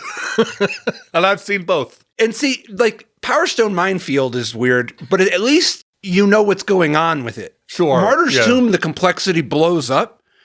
Power Stone Minefield was part of this, like, a holdover from this era of, we need rules changing cards. And a lot of the rules were basically, you can't play the game anymore. It used to be interesting thinking about how to line up all these rules changing cards. But I remember by the time the Power Stone Minefield came out, I had this feeling of numbness, like this lack of feeling. And I think part of that is that once you see through the illusion and realize these are all versions of you can't play the game. Right. It's not as interesting of a game. Yeah, and like Magic selects for people who like to play Magic, so it's a weird thing to present to someone. And then Martyr's Tomb is almost the extreme other side of the equation where it's like, this doesn't feel like Magic either at a certain point. Like a little bit does, but at a certain point you're like, oh, am I just sitting down doing calculus against somebody? Mm-hmm. Like that doesn't feel like the same game either. There's something very pure about attacking with your Grizzly Bear against your opponent's Sarah Angel. Yeah. Like, they had to leave it untapped because it has vigilance, but you're attacking into it, so you could have giant growth. You must have giant growth. Why would you attack? But they must know that you have giant growth, so you can't block. But they would know that you can't block, so they could attack when they don't have it. You fell victim to one of the classic blunders. That is Magic. And then finally, Chromat and Legacy Weapon. Legacy Weapon, I'm happy to talk about. It's probably not the way I would want to get Domain over. Talk about the sleeper hold. And here's it for those of you who were not around for Block Domain, here's how it goes. You might be like, oh, well, this is really powerful. You just start killing all their creatures. No. Because you have collective restraint. So they got to pay 5 to attack with anything. So all their creatures are already iced anyway. Maybe they can attack once a turn, but then Legacy Weapon starts going after the lands. And then, again, you either tap out or go night-night, your choice. So I liked Legacy Weapon as a dimension with regards to the idea of the reshuffle part and the idea of the late over-the-top game. I think that the hitting the land part is indefensible. Yeah.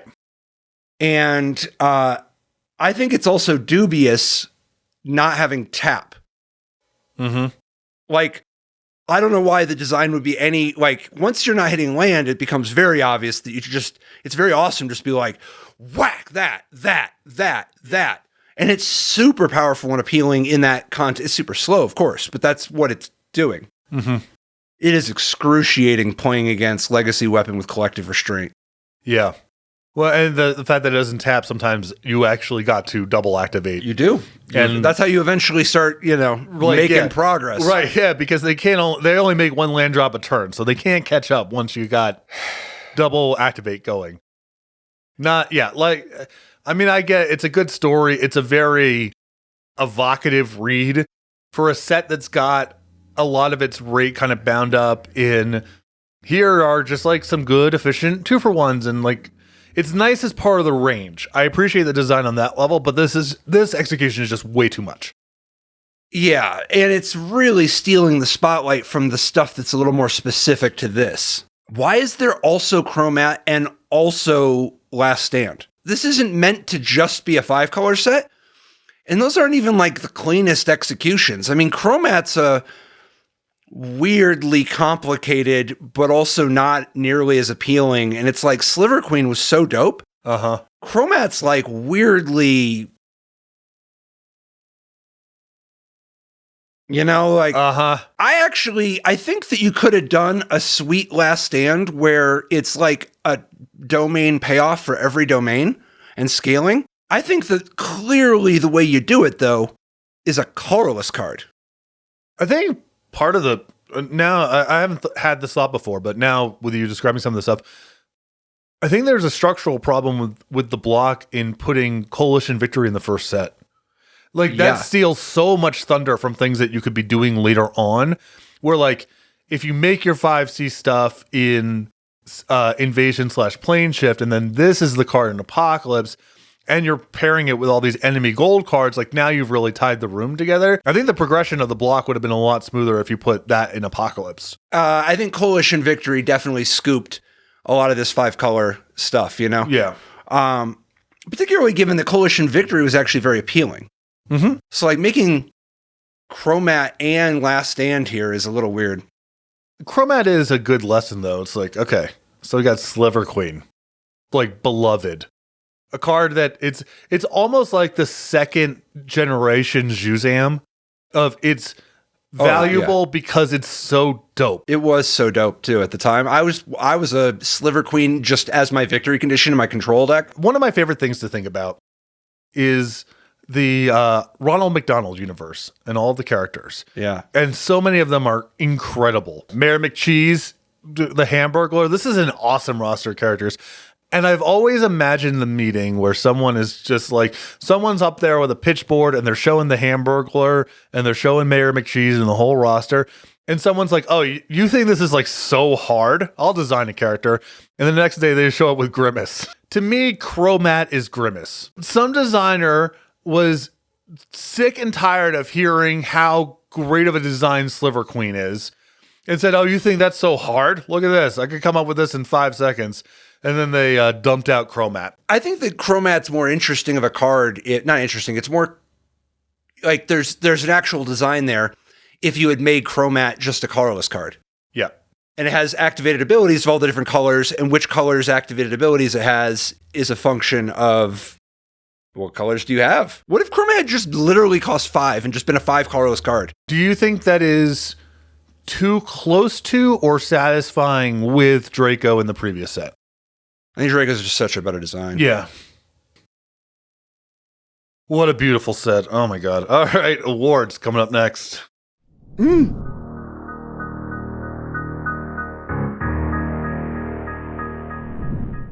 right, everyone. Welcome back. Resleevables Apocalypse Edition. It's the awards.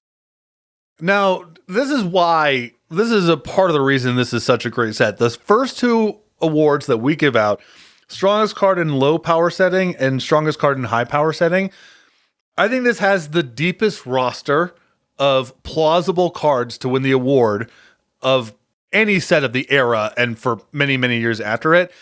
And also the shallowest bench for highest power level in a high power setting. Like, that's incredible and really speaks to the set.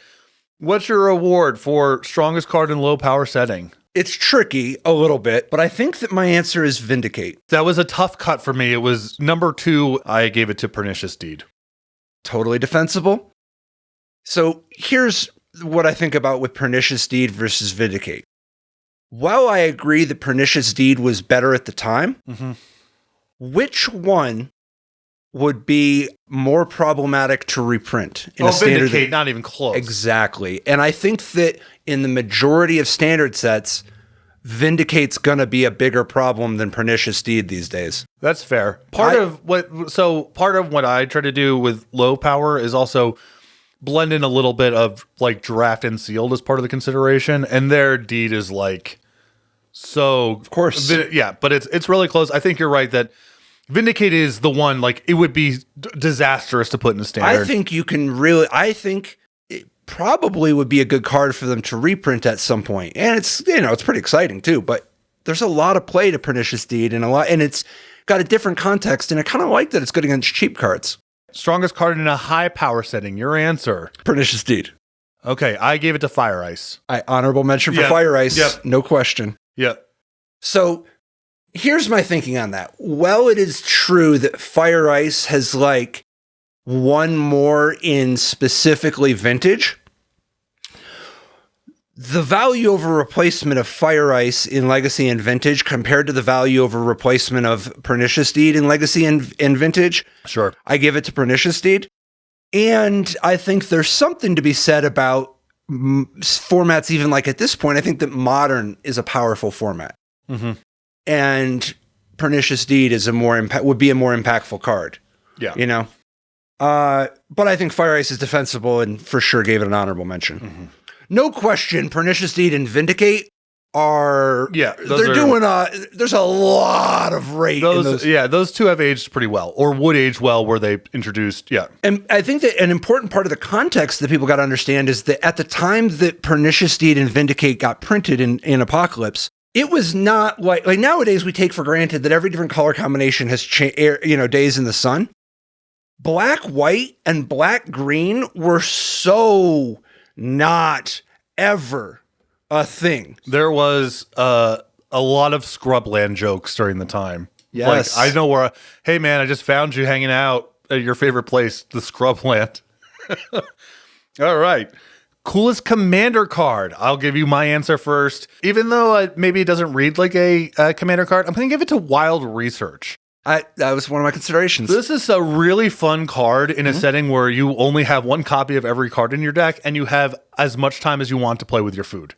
There's so many ways to customize it. And then once you're talking about having ways to pull things out of the graveyard so you can get the thing back, that to me is a card that has inspired a lot of really fun casual decks. And it wasn't a zero competitively. People like had this as an Enlightened Tutor target in some of their Oath decks, whatever. But in a setting that's like, it's just slow and we're taking our time and we're just kind of showing our cards off to each other, Wild Research is so dope. So I actually, my real answer should be Wild Research in terms of my own, like when I play. I like about Wild Research when you're in a spot where you're playing with actual, like you're with your friends and they're going to be a little more patient with you. I think that if you're in a spot where if you guys are just, whether you're having some drinks or some food, you're hanging out, you're kicking it, you're laughing. If you Wild Researching, taking the time to search your deck, then shuffling your hand, and then somebody does a randomization method, and then we react to whatever you discard, and then you potentially activate it again. And you do this multiple times in a turn. If everybody's laughing and having a good time, that's a perfect spot for Wild Research. Right. Hilarity is ensuing. It's a whole thing. I can just picture Heezy cackling. Yeah, of course. And then I got to do it again because I missed the card. Like I'm trying to set something up and I discarded the other card. It's awesome. Good times. If you're just playing at the store with the people who are there and they're like annoyed at how much time you're taking, sure, it's not for that game. Yeah, Wild Research is definitely, you got to be in familiar company. Yes. Yeah. And I also appreciate that part of the real value is you can be sneaking up on them. It's like when you got compulsion and you're compulsioning and they wonder what you're looking for. And secretly, you're like, I'm just playing with Madness and Flashback. Yeah, I'm not looking for anything. Yeah, lands, I guess. When I'm islands. When I'm Wild Researching and they're like, what's he trying to set up? And like, I'm just quietly getting more and more Flashback cards. So really, Wild Research is my answer. But I said Ice Cave because there's a part of me that I do kind of like to troll sometimes. Ice Cave is a card that you got to wait. You got to wait to the right spot. But when you pick your right spot and play Ice Cave, the looks on everybody's faces when it starts to... And I love when there's three people and one of them already knows and it's just like... One of them thinks about it and figures it out. And one of them is blissfully ignorant. Yeah. And the one who thought about it and figures it out looks at the bliss, has to like look between. They see the disapproving look of and then they look at you and you know, and then they look at the person who hasn't figured it out yet. And you're like, so this is how we're... It's a really good answer in part because like, all right, let's take some some commander design, some commander cards that are ubiquitous and some people complain about. Soul Ring, Mystic Remora. Those are cards that have like a tournament resume. You could have known about those because you followed Magic in 1997 and those cards were in deck lists, right? Ice Cave is like, you had to go do some research to come up with that one. That is not organically in your deck. And so it implies like, not only am I like, I didn't know this existed and I don't know how to play through this. It's like, what are the other 99 cards over there? Because if this guy's got a deep enough bag to go find Ice Cave, like God only knows what else is coming for me here. Well, I also like the implication. It's like they did this to you. If somebody shows up with an Ice Cave, that's a premeditated crime. Yes, right. Like, yeah. this is not just like okay, if It's not a crime of passion. If somebody just plays Rhystic Study, Mystic Remora, you just got hit with some collateral damage. It's not personal. Right. Ice Cave makes me wonder, like, what's their issue with me? Like, what did I do? All right. Favorite art in the set. I'm going to give my answer to Battlefield Forge. Yeah? Yeah. Tell me, what is it about Battlefield Forge that connects with you? It looks like you're looking through smoke.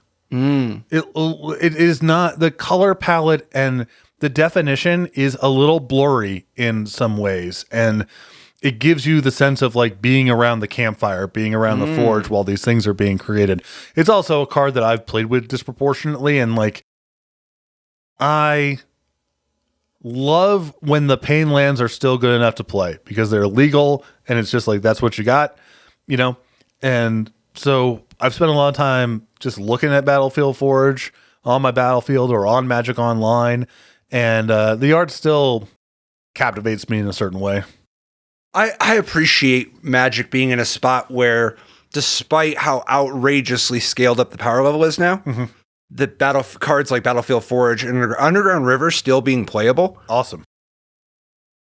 Underground River, or the Painlands in general, did this really interesting thing where, in a standard context, they were like the ceiling for a while. And now I think that for a long time, they're like kind of the floor.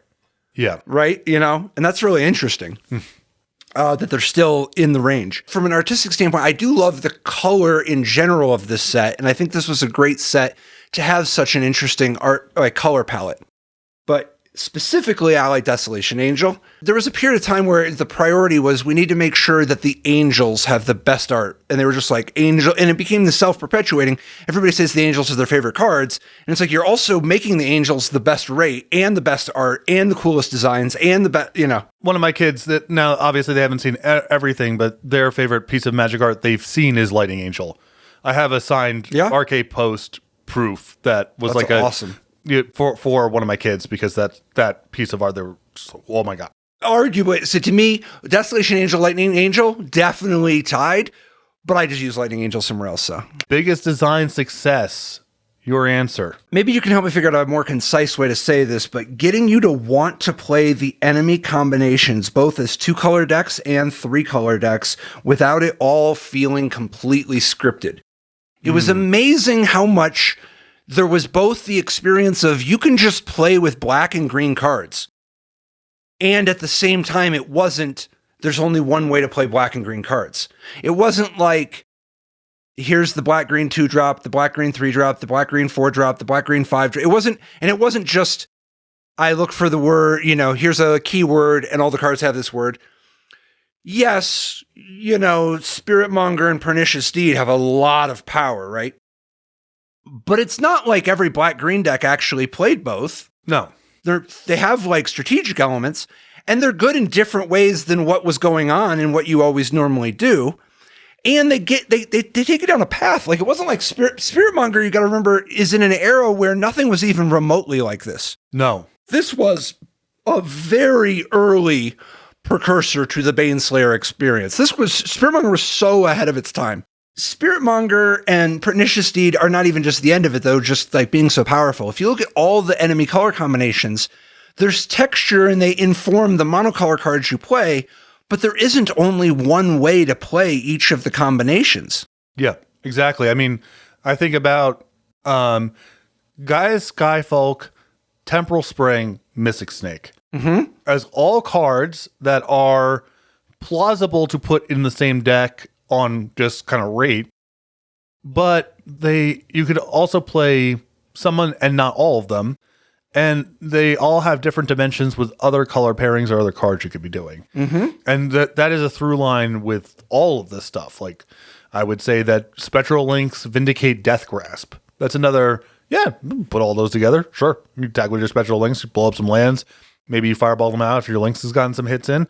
Okay, cool. But that isn't the only way to play with those cards. I think that's a really good call out. My biggest design success here is basically all the rares have purpose. That is not true of Magic design at this. It's so far away from being true that this is all. When the set came out, it was almost jarring to like open up a pack, go to your rare, and every single time being like, oh, okay, I could imagine doing something with this. It was unquestionably stark, the contrast between Plane Shift's rares and Apocalypse's rares. Volver's in the same set with like Lightning Angel and Fungal Shambler. It's a little odd. That's a little slot inefficient to me, but setting that aside, I think the collection of rares here is just so far ahead of its time. I also think it's important to understand Lightning Angel not just in the context of the 3-color cards, but to understand Lightning Angel as actually a mirror designed to Spiritmonger. It was a very intentional choice that Spiritmonger is what it is and Lightning Angel is what it is. Biggest design failure, your answer. Well, first, what's yours? The mana fixing's still putrid. How could this set have 5 lands in it total? And they're rare. It's not even we're going to subsidize green here by making it the mana fixing color, and that's part of its jam here. Reef Shaman is probably the best mana fixer, lower rarity, and that's blue. It is weird that the mana fixing was really built on just play like 26 or 27 lands and then just draw cards. Just put draw card on enough cards. Yeah.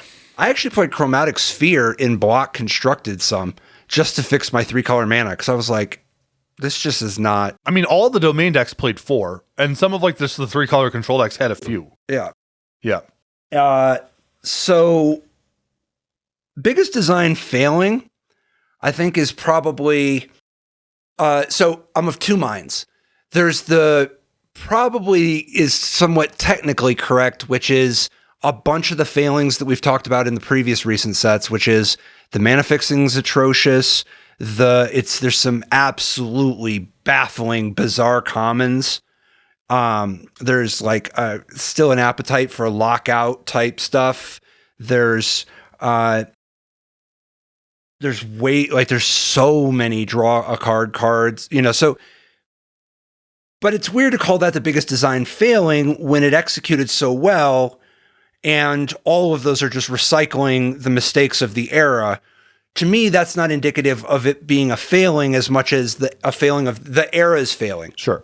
So it's a failing the first time, but then it's precedent, Yeah. As you say, the actual specific to this set failing, the lack of big creatures. Bloodfire Colossus was a thing.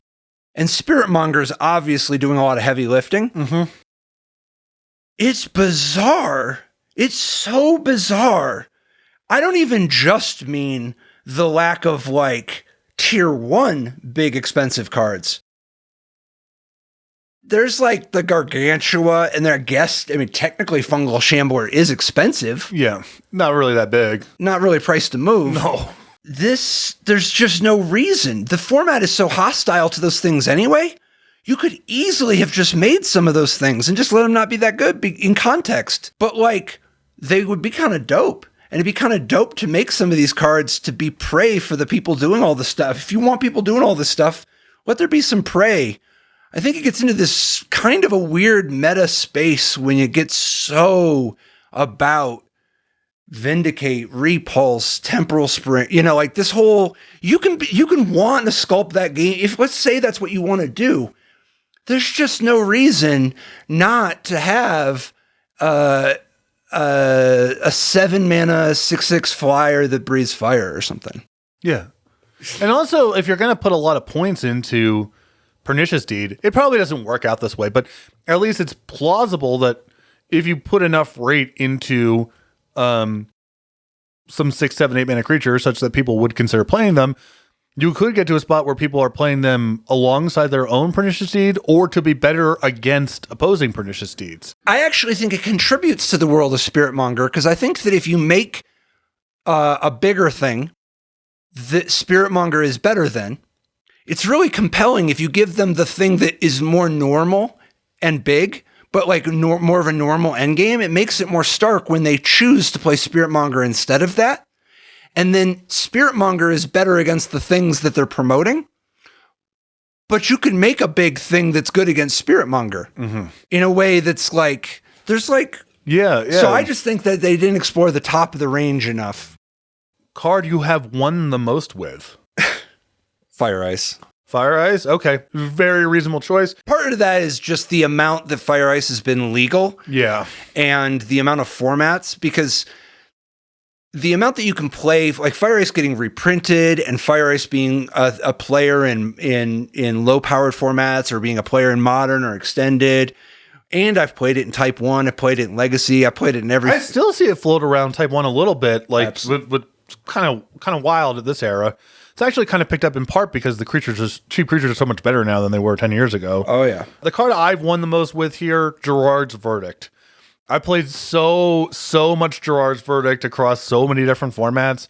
Qualified for the Pro Tour, I think, at least twice with this in my extended deck. And they didn't let you play with him anymore.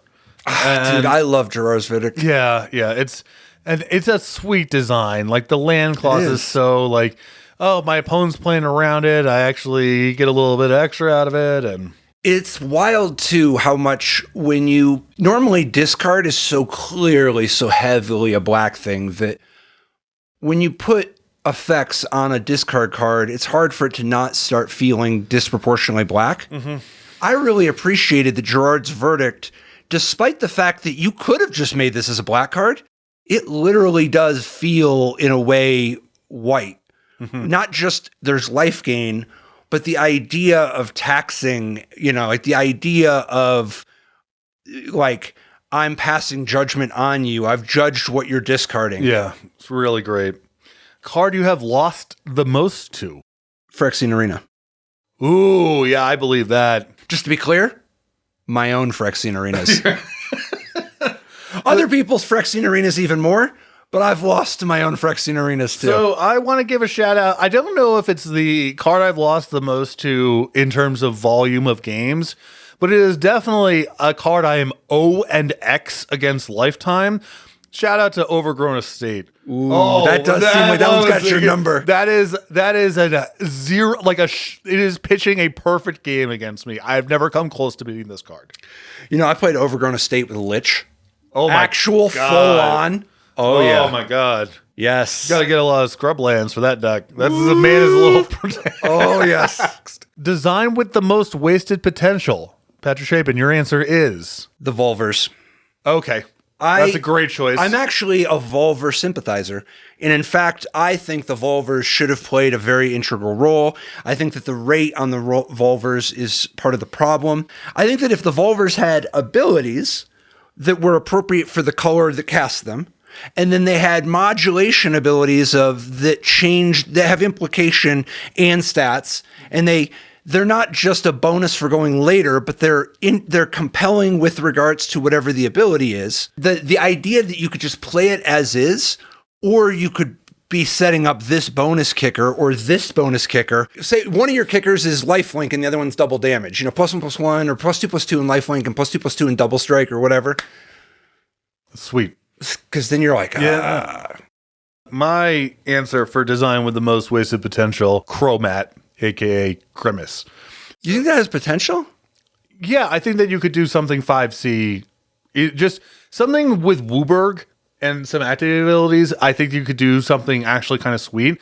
Part of the issue that I have with Chromat is the actual distribution of abilities is horrible. Oh, yeah. The black-white ability is so busted, and then 3 of the other abilities are basically worse versions of the black-white ability, and then you can also protect itself by putting it back on top of your deck. is so unsatisfying of a combination of abilities. Yes. And you got to read it so many times. Yeah. And your life is not better. It would be nice to kind of have more, like a better balance on the activated abilities, because the active casting gate implies that you have it. And so having this like optionality of how you want to do various things and how your mana is actually distributed on the margins matters. Like, there is a foundation for something that could actually be kind of sweet, but the black-white ability is just so horrible, and it drowns out everything else going on with the card. What do you think of a design that has 5 one-shot abilities that are each like, CD or 1 CD?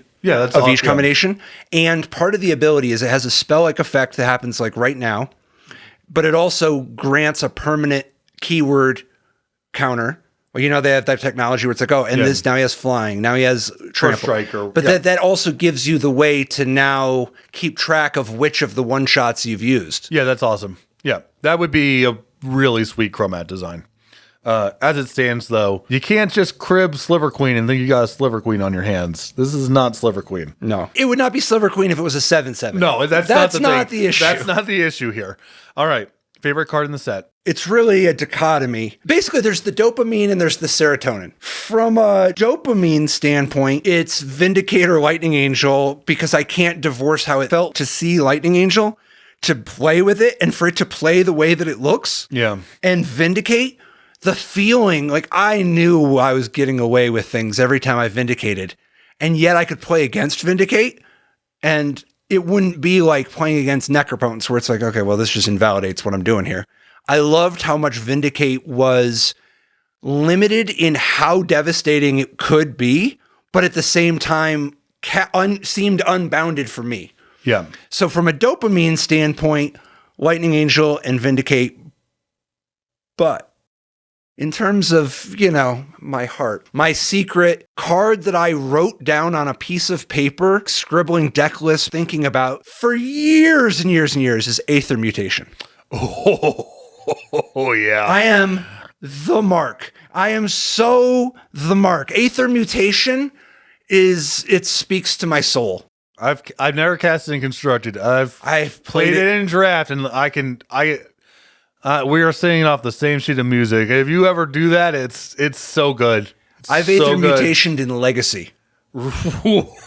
I know it's bad. Yeah, I know it's bad. But there's a feeling of what it's like to play a card that is so far outside the wheelhouse of what anybody would ever defensively even remotely consider. And then at the same time, your Gurmag Angler sure is back in your hand and your graveyard is gone and I have all the 1/1s. Gurmag Angler's not even going to be that good coming back down. Even if you find a way to get it back down, it's not going to be that good. The amount that I love, I've always been a fan of Bounce in the first place, but Aether Mutation, it sang to me. Yeah.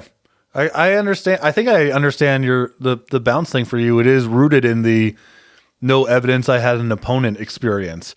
I like tempo. Mana War is one of my favorite Magic cards of all time. And I think that the thing I love so much about tempo isn't the undoing what my opponent did. I love the dynamic gameplay, the implication of something being very dynamic this turn versus next, or how you play it, or how you set it up. Like, the value of Mana Warring your opponent's card is so different depending on how you play it, or when you play it, or how the game emerges. My favorite card in the set, I think, looking back on things, this was a big influence in me getting interested in game design and having an understanding of it on some intuitive level prior to even doing it. I want to give a shout out to Mystic Snake, because there's so much going on in this set and in the block in general that is the slap, prophetic bolt. Put Lightning Blast and Impulse, slap it on a card, put it out the door. I think that stuff's great. It's not a natural place to get to say, how are we going to make this thing green-blue, this counterspell green-blue? And it's like, we put it on a creature. It's so interesting in the context of they made Absorb, Undermine, Suffocating Blast, and finish the cycle with Mystic Snake. It's not an obvious thing to get to, but seeing it, you go, yeah, of course. Of course that it's the green-blue counterspell. It's attached to a creature. And the implications that come from that of just like, well, I can bounce it and recur it and whatever. Even if you're not thinking on that level, there is a very not in your face, very straightforward mastery to it. To just be like, yeah, we don't have to come up with some weird giant growth rider or whatever. Like, it's attached to a creature. That's what makes it green. It is weirdly confident for the era. Yes. Like, that's not a design that nowadays we take that for granted, but that's not a design that, I mean, it was so jarring at the time because it was the audacity of Mystic Snake. And then it played actually pretty well. Yeah, no, it was. And there's a lot of play to it. I mean, you get into these weird matches, but it's such a healthier version of the land tax experience than the land tax experience, where you're both sitting there like, who's going to break? Mystic Snake, first of all, it's not happening on turn 1. But second of all, the opportunity cost of passing when you have with 4 mana is so big compared to... It's big enough that sometimes if your opponent didn't cooperate, you were just like, end of turn, Snake, untap, take 2. Like, because you can't sit there forever with a Mystic Snake in your hand. Something got to give. And if they put you on it, then, you know, sometimes it gets a little ugly. But, yeah, I think seeing that card and the confidence and the simplicity of it and how obviously green-blue it looks once you see it, to me, was a revelation even prior to having any understanding or language for this kind of stuff. So, shout out Mystic Snake. That does it for the awards. We'll be back to close it out in just a moment.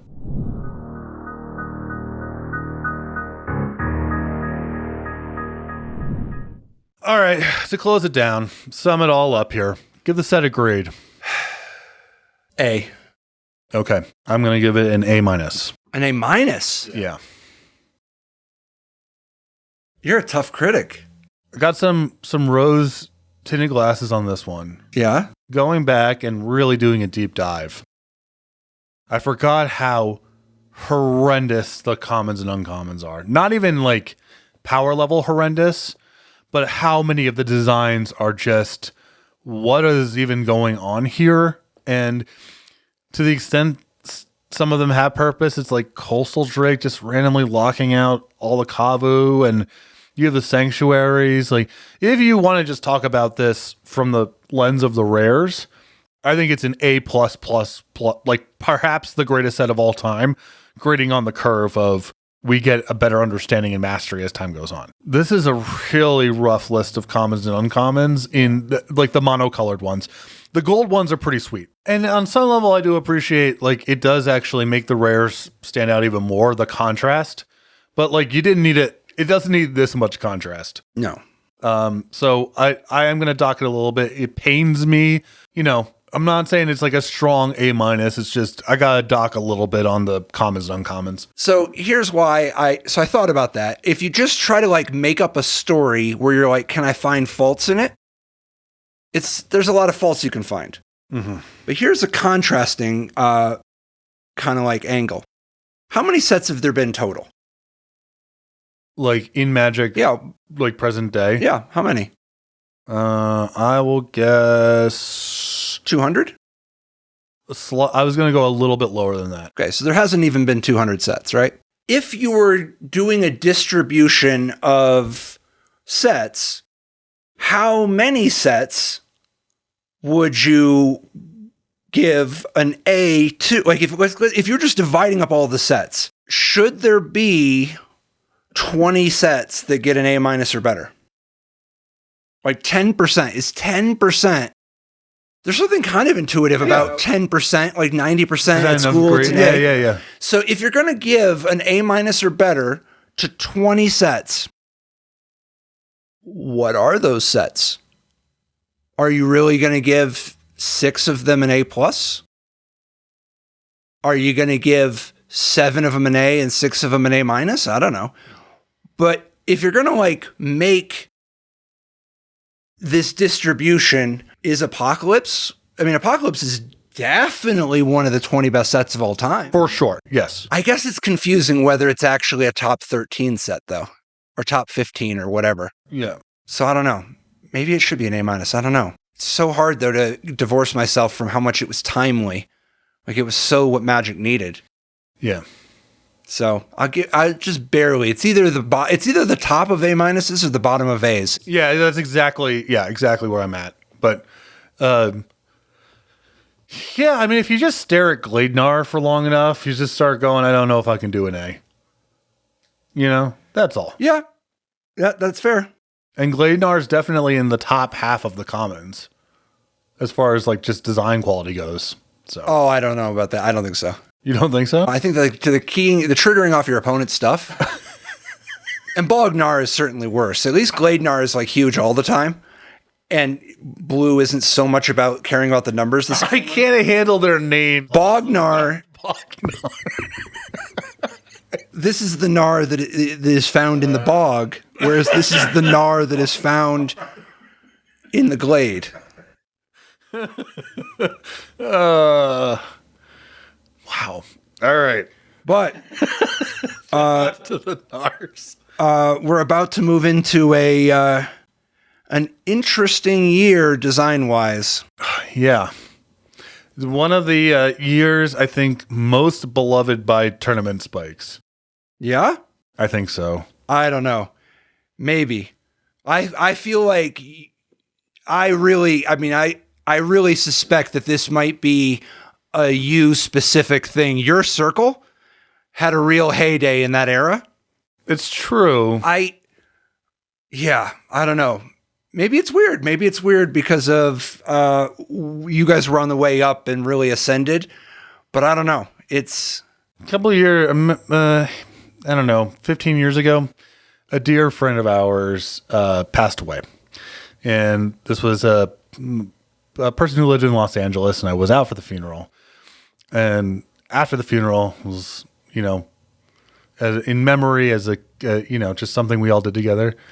We did a draft of the block in question. And it was every bit as good as I remember. And then someone said, as a tribute to the departed, they stole all the rares from the draft and left. But that's for next time. Again, thank you for watching the Resleevables. If you're watching this on Patreon, thank you so much for your support. If you're watching this on YouTube, a couple things you can do. Like and subscribe. That does help grow the channel and gives a little bit more visibility. If you're interested in becoming a Patreon, you can head over to patreon.com/resleevables. That's where you're going to find different tiers that come with different rewards and access to things like Crack-A-Pack, drawings, and the Unsleep podcast. Shout out to Tales of Adventure, TOAmagic.com. Eternal lives here. To Bosch and Roll, that's Brian Koval's YouTube channel. And to Dragon Shield, there's an affiliate link in the show notes if you want to use it down there to help out the channel. Also, if you check out dragonshield.com, use promo code Resleevables, case sensitive, all one word, for 5% off of all of your orders. That does it for this set. We could have, I think, gone another 8 hours easily. Just what a big influence on me in so many different ways. And let us know if you want it, if you want us to tighten it up a little bit. If you don't want such so deep of a dive on these, sorry, it's just There's so much meat on the bone.